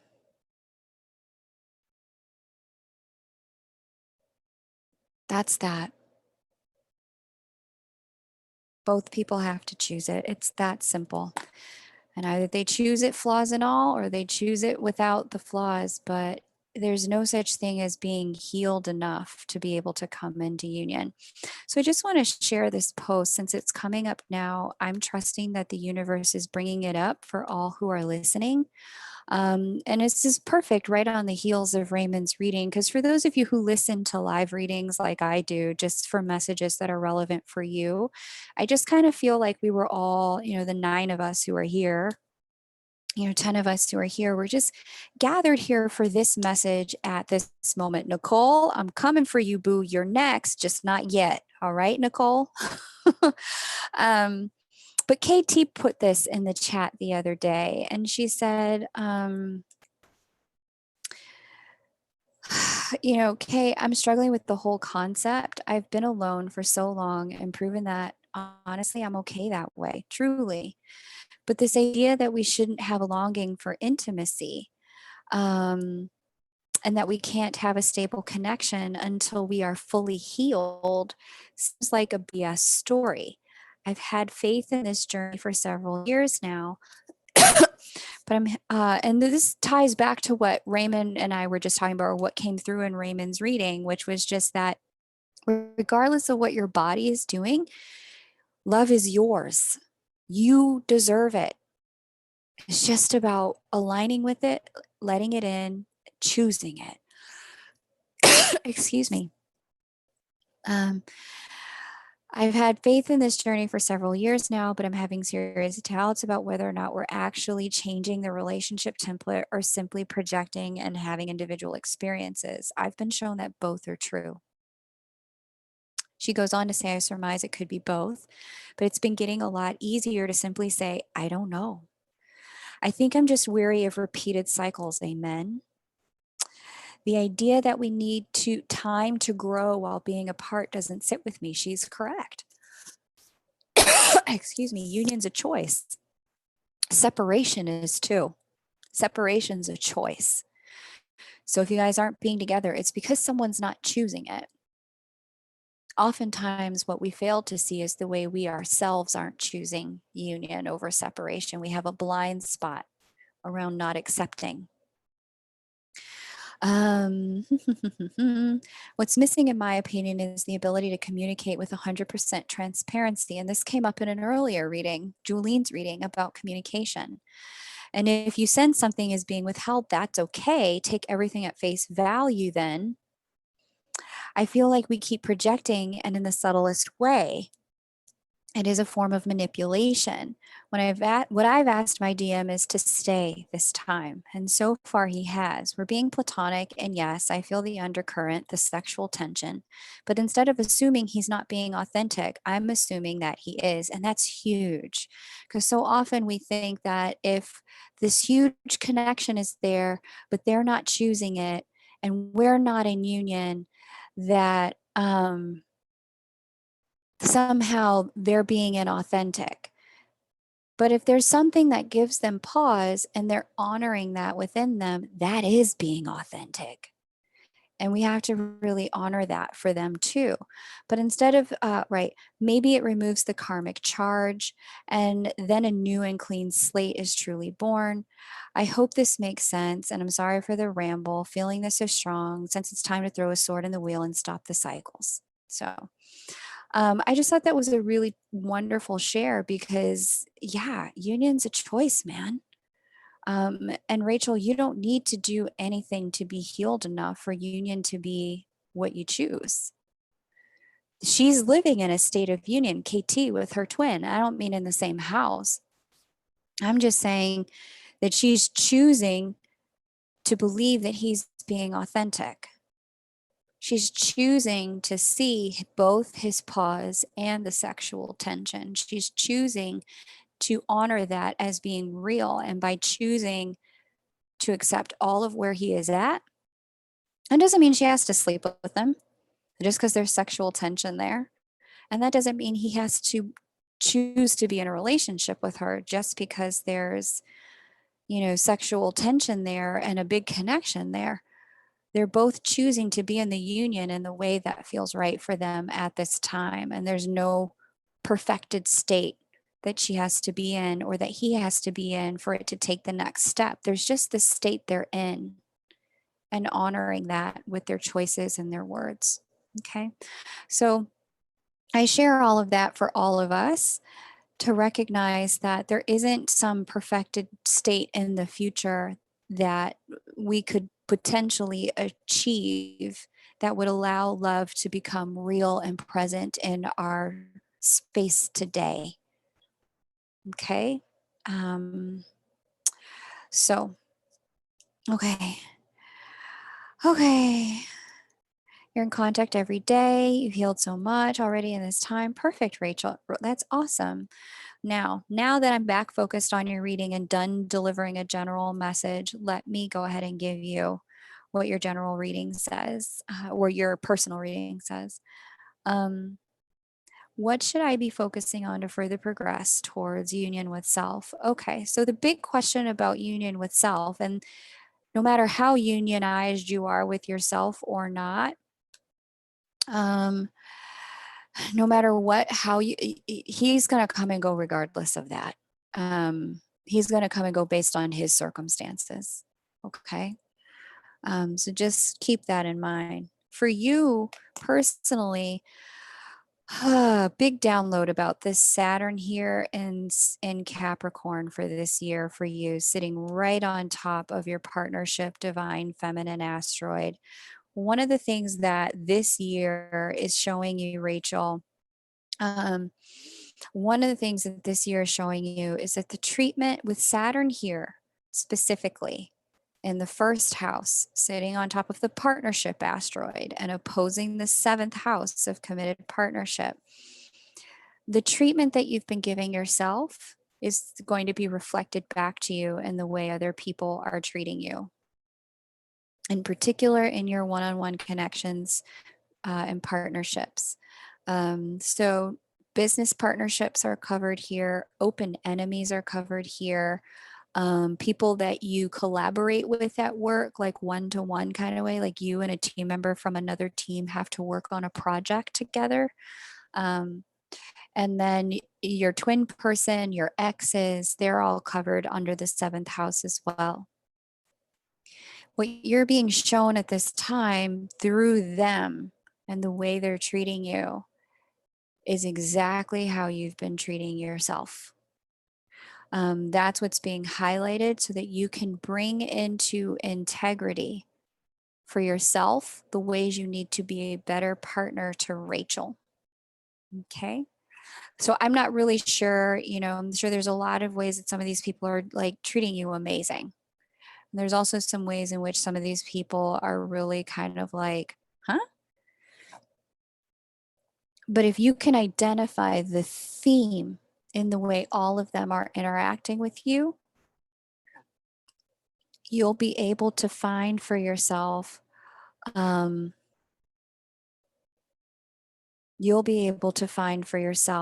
what it is that you need, okay? And you'll be able to find for yourself what it is that you need to do for yourself to move forward, Rachel. Yeah, this is a tough one, I have to say, because I too have Saturn transiting the first house at this time. And I've really been like, wow, what is that? Why does it feel like this? Because I can see by some of your other placements here that you've been through a period of significant loss over the last several years. Friends, identity, self, maybe even certain work stuff that you've been through. And you're in a much better place now than you were like 2 years ago. I can see that. But you're still in a place where the universe is stripping certain things so that you can get to the core of who Rachel is as Saturn crosses over your moon. And asking you to get in full integrity with who Rachel is. Now, integrity isn't just walking your talk, doing what you said you would do. Integrity is imagine a four-legged table, and then I take an axe and I cut one of the legs in half. Now that table can't stand correctly. Or a three-legged table. Imagine I cut one of the legs off of a three-legged table. Now that table is compromised. The universe is asking you to have a real hard look at ways in which you've compromised yourself and been party to your own compromise as other people brought compromise to you and undermined your full sense of self. And the other thing is how is letting go of certain ways of being with yourself or being with other people or being in the world, certain, occupations, professions, letting those things change at this moment in time so that you can become the Rachel you were meant to be. Lots of change, tons of transformation. That's what's going on for you right now. And to really have a look in the mirror of the ways in which,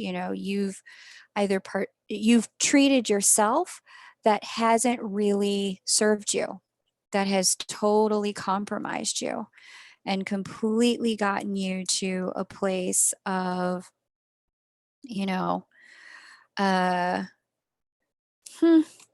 looking around your life, wondering how can I make things different, but not, understanding why things are the way they are. There's a bit of that here.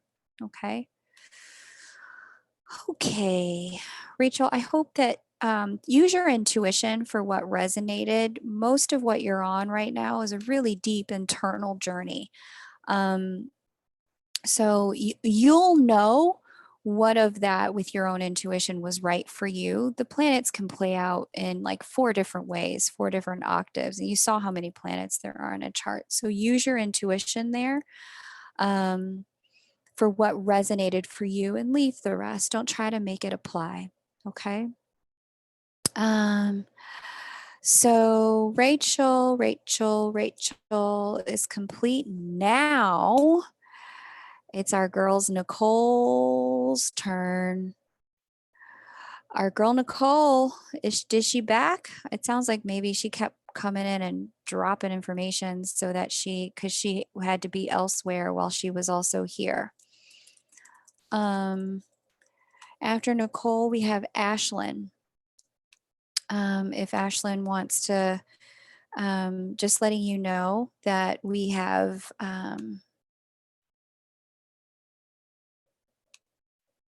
oh, Ashlyn. Okay, I need to fix that. Let's just do that. Yeah. Okay, let me get back into the right account. My thing is confused. There we go.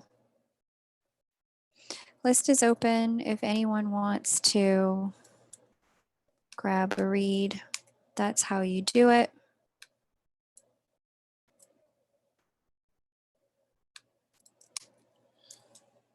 And then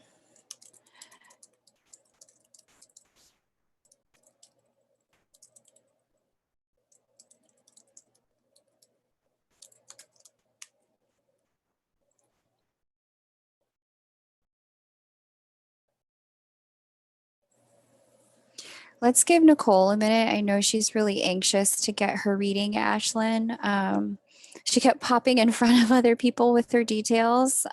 She may not have, she pasted her details like 3 or 4 different times. Let me just scroll on back.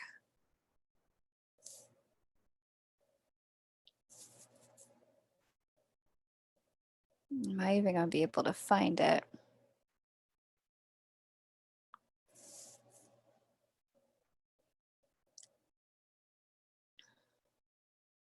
Nicole,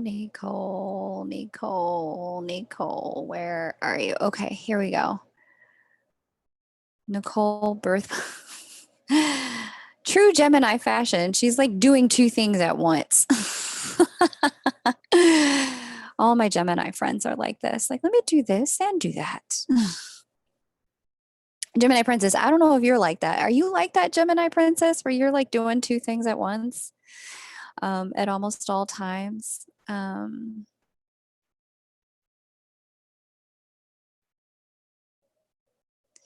Nicole ever ask a question? I see the details she pasted, but I don't see a question. All right. Anyway, she'll come back when she's ready. Ashlyn, I see that you got the 3-card pull and you also are getting a chart read. Ashlyn, my love, what can I look at for you? And here's the information. You do two things at once, too, Gemini Princess. All good. Um, okay, there you go. That's what I need from you, Ashlyn, to be able to read for you. Can you please paste that for me?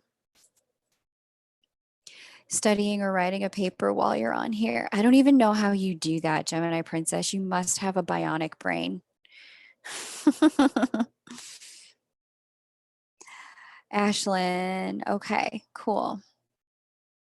Thank you. September 24th, West Palm Beach. I've been feeling so confused. You want to know what's going on with your journey this year? Okay, that sounds good.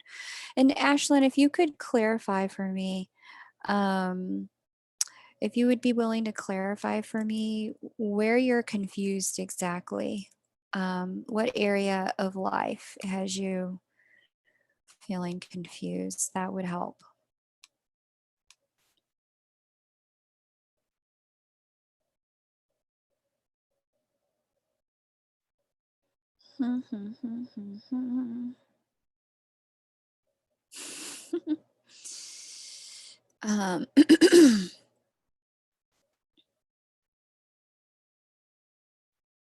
West Palm Beach, Florida. 9/24, 1991. 6:30 p.m. Okay. Your brain is complex. Yes, that's right. It's a bionic brain complex. You've been confused about everything, Ashlyn. Oh boy. I wonder why that is. Why is Ashlyn confused about everything?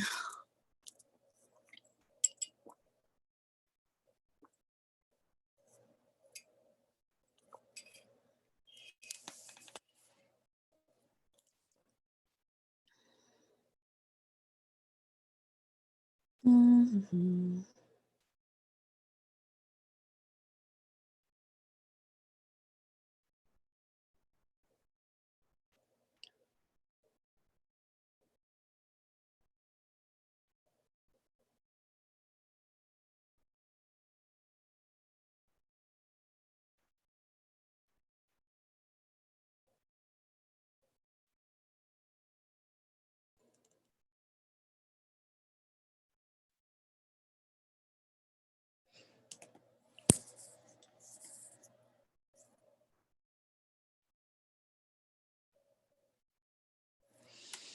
Why is Ashlyn confused about everything?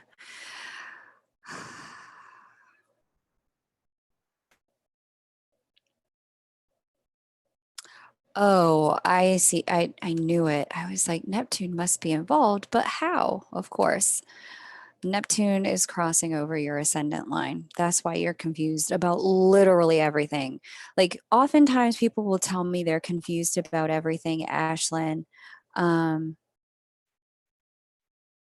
no, it's not that, Ashlyn. You are anxious about that because that's normal to be anxious about a move, but Neptune crossing over your ascendant line the way Neptune is right now, that's like putting on a pair of glasses that have like smudge prints all over them. They're foggy and you can't quite see clearly through them. Like nothing you're trying to look at is clear right now. Literally nothing. Um that's got to be frustrating, girl. I am so sorry. Oh, you probably, oh my gosh, Ashlyn, I'm so sorry. Okay, well, a couple of things. Things are going to get clearer as soon as Mercury gets uh past Pisces again and back into Aries. Things are going to get clearer then, thank God. Um Definitely move if you feel called to. The North Node here is showing us that it was time. time for a big change, for a big move. Um, Also, definitely give yourself permission to kind of let it flow a little bit, Ashlyn, is what I'm seeing. Like the universe kind of has you so frustrating. Yeah. The universe kind of has you in a place where, it's making the choices for you and forcing you to not only reload, but to move some things around in your life. Um, so that you can, um, like, I'm just being shown that there's a place you need to be and a time you need to be there and some people you're supposed to meet, an appointment that you're supposed to get to. And if things were clear for you right now, none of it would seem logical and you wouldn't participate in any of the changes. And so your logical mind, which I see you have a very rational, very logical mind, your very rational, very logical mind has been, mm, let's just say, like the universe is holding it hostage a little bit for funsies so that it can get you where you need to go. As much as it's not funsies for you, it's like the great kidnap. Like they've kidnapped your and hijacked your brain so that you can be where you need to be when your higher self agreed to be there, and do what you're supposed to do when you're supposed to do it. And that's all kind of, being shown to me through the fact that you're going through your Saturn return at this time. All things get aligned by the divine hand during your Saturn return. And then with this Neptune situation here, yeah, the universe is just like, haha, let's blindfold her so she can't resist. um, and yeah, the interesting thing too, Ashlyn, is that there's definitely some focus on partnership and commitment for you. So I don't know if this is you going to meet someone that's supposed to be in your life in a partnership way, or closing out a cycle with someone who's, closing out a partnership with an ex or something, and that's coming to completion. But there is some energy of that, of closing out cycles in a relationship that is no longer serving and is no longer aligned for you. And so, whatever's closing, the best thing to do is to not fight it, as hard as that may be, but come to the acceptance that whatever is closing, it was meant to close at this time. It wasn't meant to go forward at this time. And just to do what you can to be at peace with how things are unfolding, not resist it, because it's in the resistance of the way things are going in the relationships that we have that we find ourselves truly blocking our blessings and blocking what we're meant to be doing and meant to be having. So keep that in mind. I've got your 3-card pull to do, Ashlyn. So let me go ahead and do that for you. Um, 3-card pull. Yeah. Wow. Okay. Yeah. That's interesting because I was just fiddling with my cards while I was kind of um, waiting on you to talk to me about the things that um, to about what's been confusing. And I was like, what is it that's been confusing for her? And I can see the thing that has been confusing for you is about relationships mainly.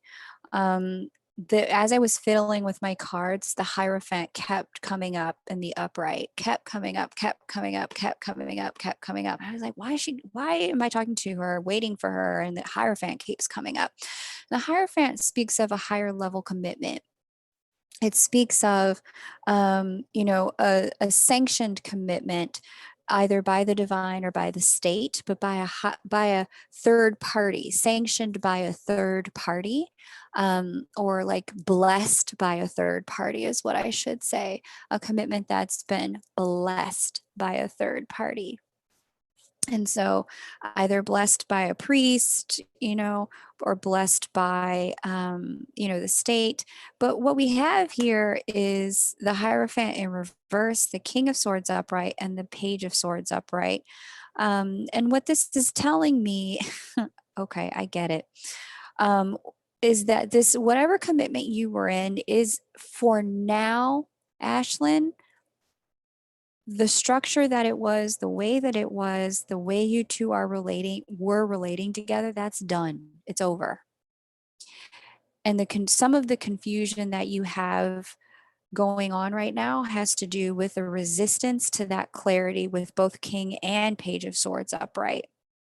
There's a part of you that knows it, and then there's a part of you that still doesn't understand why. And it's because you don't understand why that there's a part of you that's resisting it. And that is what's causing some of the haziness here. In addition to the universe going, you don't get to know why right now. We just need to get you to where you need to be. Because honestly, it seems like there's some circumstantial experiences that need to happen on a different path for each you and the person you're dealing with. Whether you know this person yet or not, it may be someone who hasn't even come into your life yet, but my sense is that this is someone you've been dealing with and there's been some back and forth about it. There are some different circumstances that each of you is called to have right now, separate from one another, that are going to ultimately bring a love that's like this back around in the future.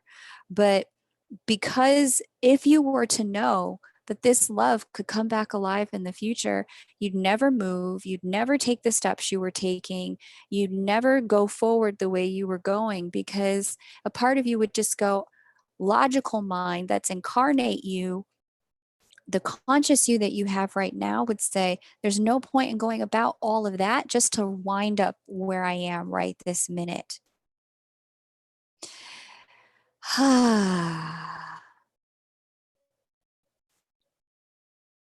And so the universe is putting a pause on conscious brain so higher self can take over and allow things to unfold the way they're meant to. Because who you're going to be in that moment when things come full circle is not who you are today. And you can't become that person by staying where you are. And so, yeah, that's what your 3-card pull talks about. Even if you haven't, I do think you have met the person I'm talking about and referring to. But if you haven't, just know that there's a higher level love on the books for you, and that's coming in, forcing this completion to occur. Okay. Okay. All right. Ashlyn, was this helpful? Did it resonate at all for you? Thanks for allowing me to read for you. I appreciate it.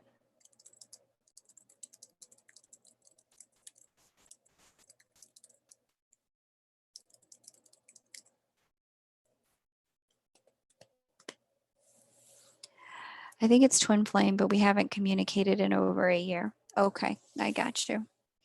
Yeah, no worries. Sometimes that happens, where it's just like, I don't even know what this is.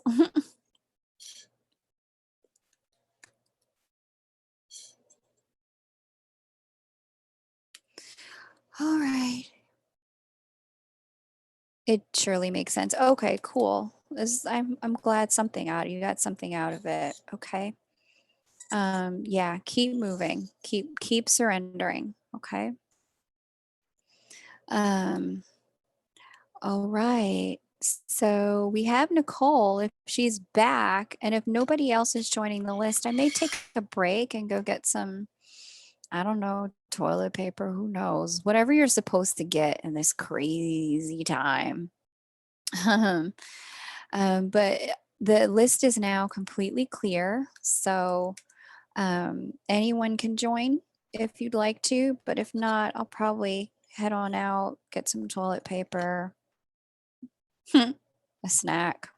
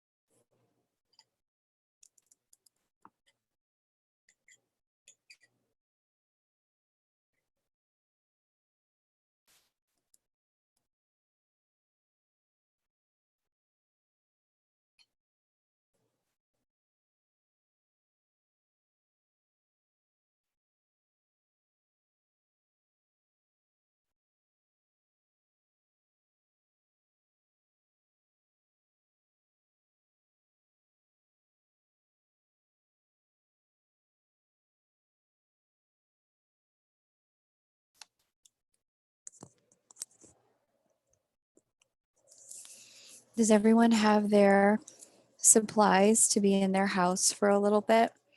Just out of curiosity. Jolene, you're welcome. My pleasure. I'm glad that you got something you needed today. Thanks for stopping by. Be sure to like and subscribe, guys. Be sure to subscribe to the channel. My pleasure. Does anyone, have you guys all gotten what you needed, all your supplies, or does anyone have to go out to the store and get more stuff? Or how are all your families doing? Is everyone's family okay?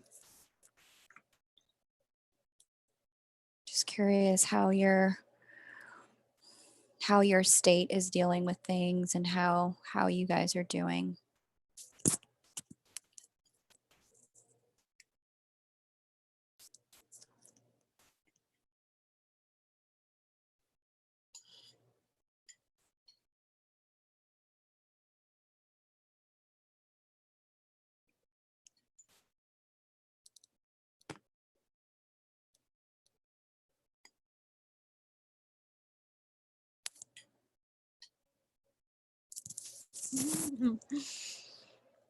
Nice, Gemini princess. Fully stocked. I love to hear it.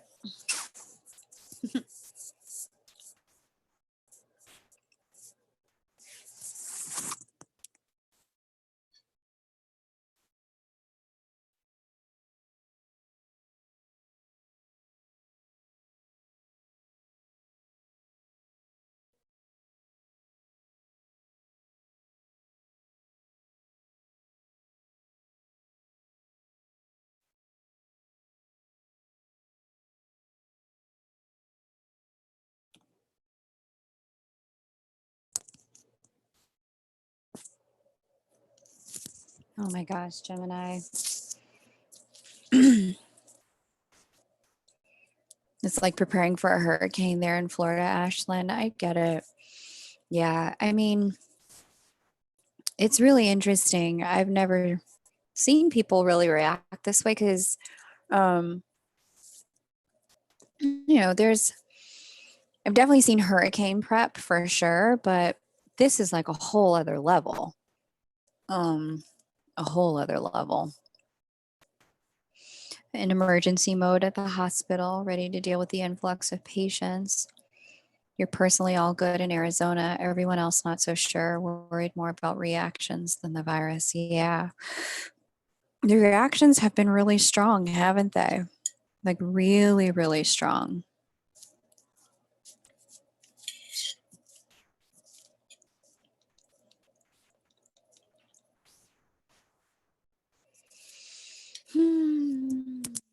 Well,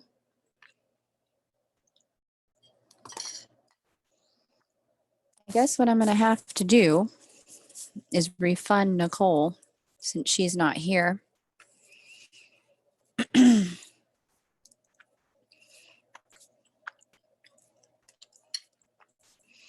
we'll see what happens when she is when she gets back.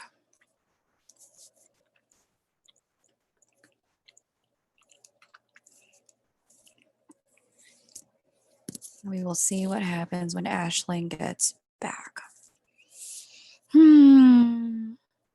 Yeah. All right. Well, I definitely need to go get some supplies. My dad was texting me to say that the governor was talking about how the entire state might have, or not state, he might quarantine people to their houses, like put the entire city on lockdown today. And so while people have been self-quarantining, that's one thing. You can still go out and about and get what you need, but on a citywide lockdown, and with a curfew and all of that, that's completely not possible to get supplies that way. And so you need to be prepared to stay in your house no matter what the circumstances are. And that is not something I was prepared to do. So I'm going to have to figure that out. That being said, my loves, it's been so real.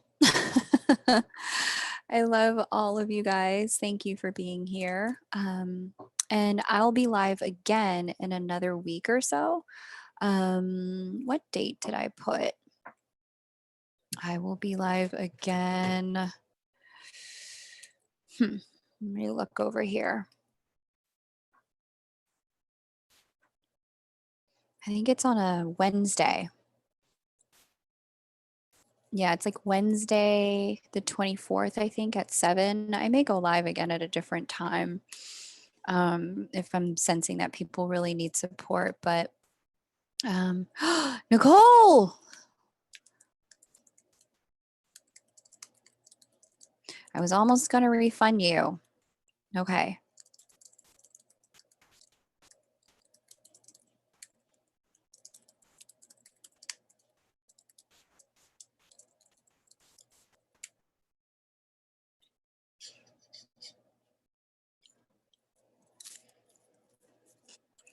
Yeah, Gemini, I'm not worried about the virus either.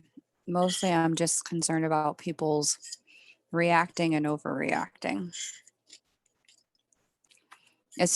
My other concern is if the mayor shuts down the entire city and we're all stuck in our houses until further notice. I'm not prepared for that.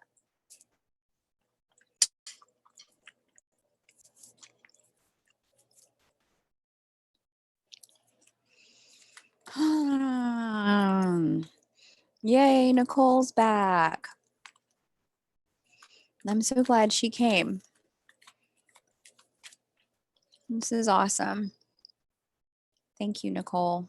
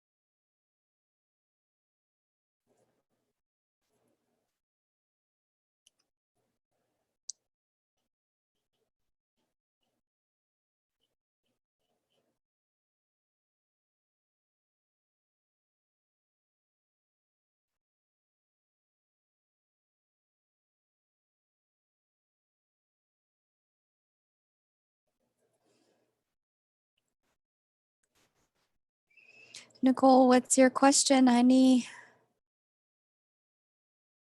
Now's a good time to hook me up.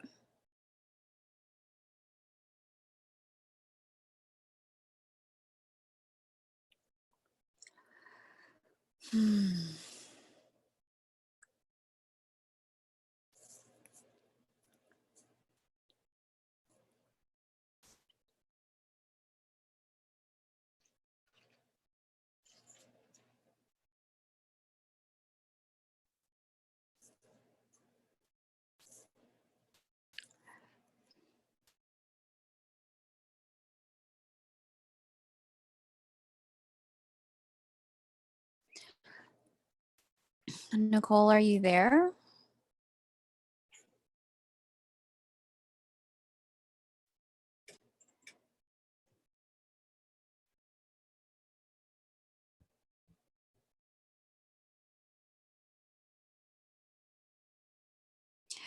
Gemini, did your hospital come up with procedures for you guys to stay safe? And did you have to go through like a special training, Gemini?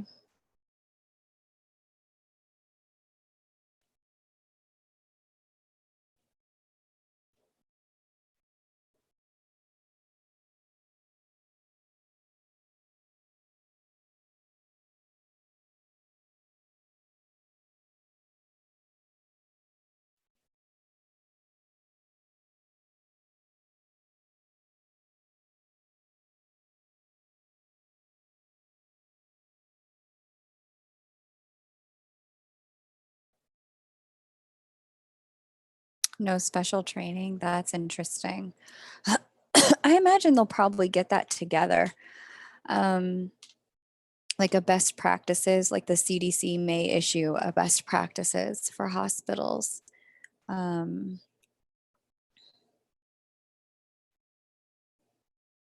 Screening and limiting all visitors. Wow. Gemini, how's school going this semester? I know you are in classes. Did they tell people to stay home? And will you get to do online classes?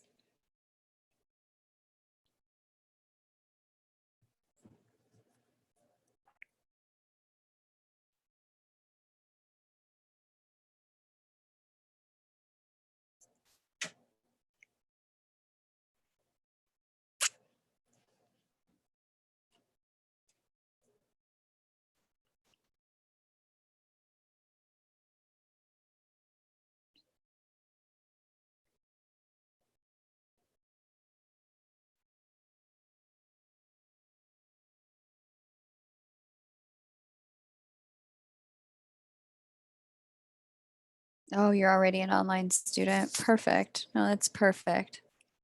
All right. Okay. Well, I don't know what Nicole is doing, but I think I'm going to have to close out this stream so I can get some things done. That's what my dad was telling me earlier when I had to take a little pause break. He was like, go get what you need, because your mayor's about to shut down your city. I was like, okay, that's alarming, but all right, I will go get what I need. Yeah, yeah, yeah. You have a friend is in the maternity ward and she can only have one visitor in 24 hours. Oh my God. That's intense.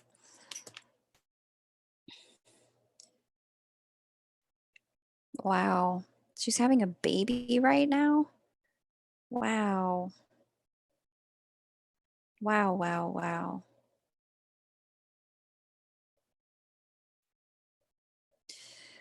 Ay, ay, ay.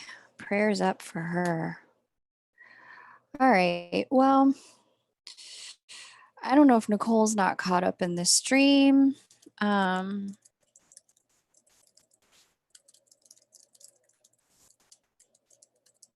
Or if she just left again, but I'll refund her.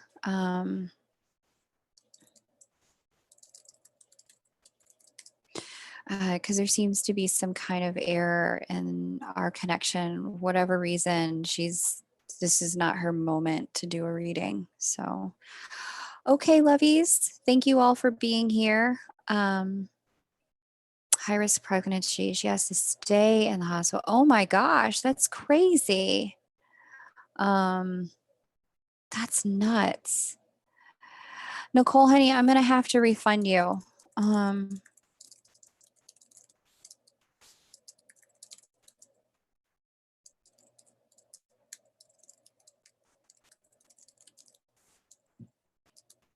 Sorry about that.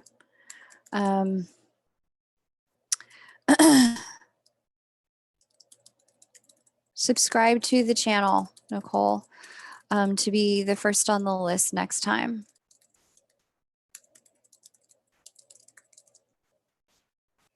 Sending all of you a lot of love. Thank you guys so much. Take great care. That's really tough. A high risk pregnancy, Gemini. Wow. I hope she makes it. I hope she makes it. Okay. All right, everyone. Take great care and bye for now.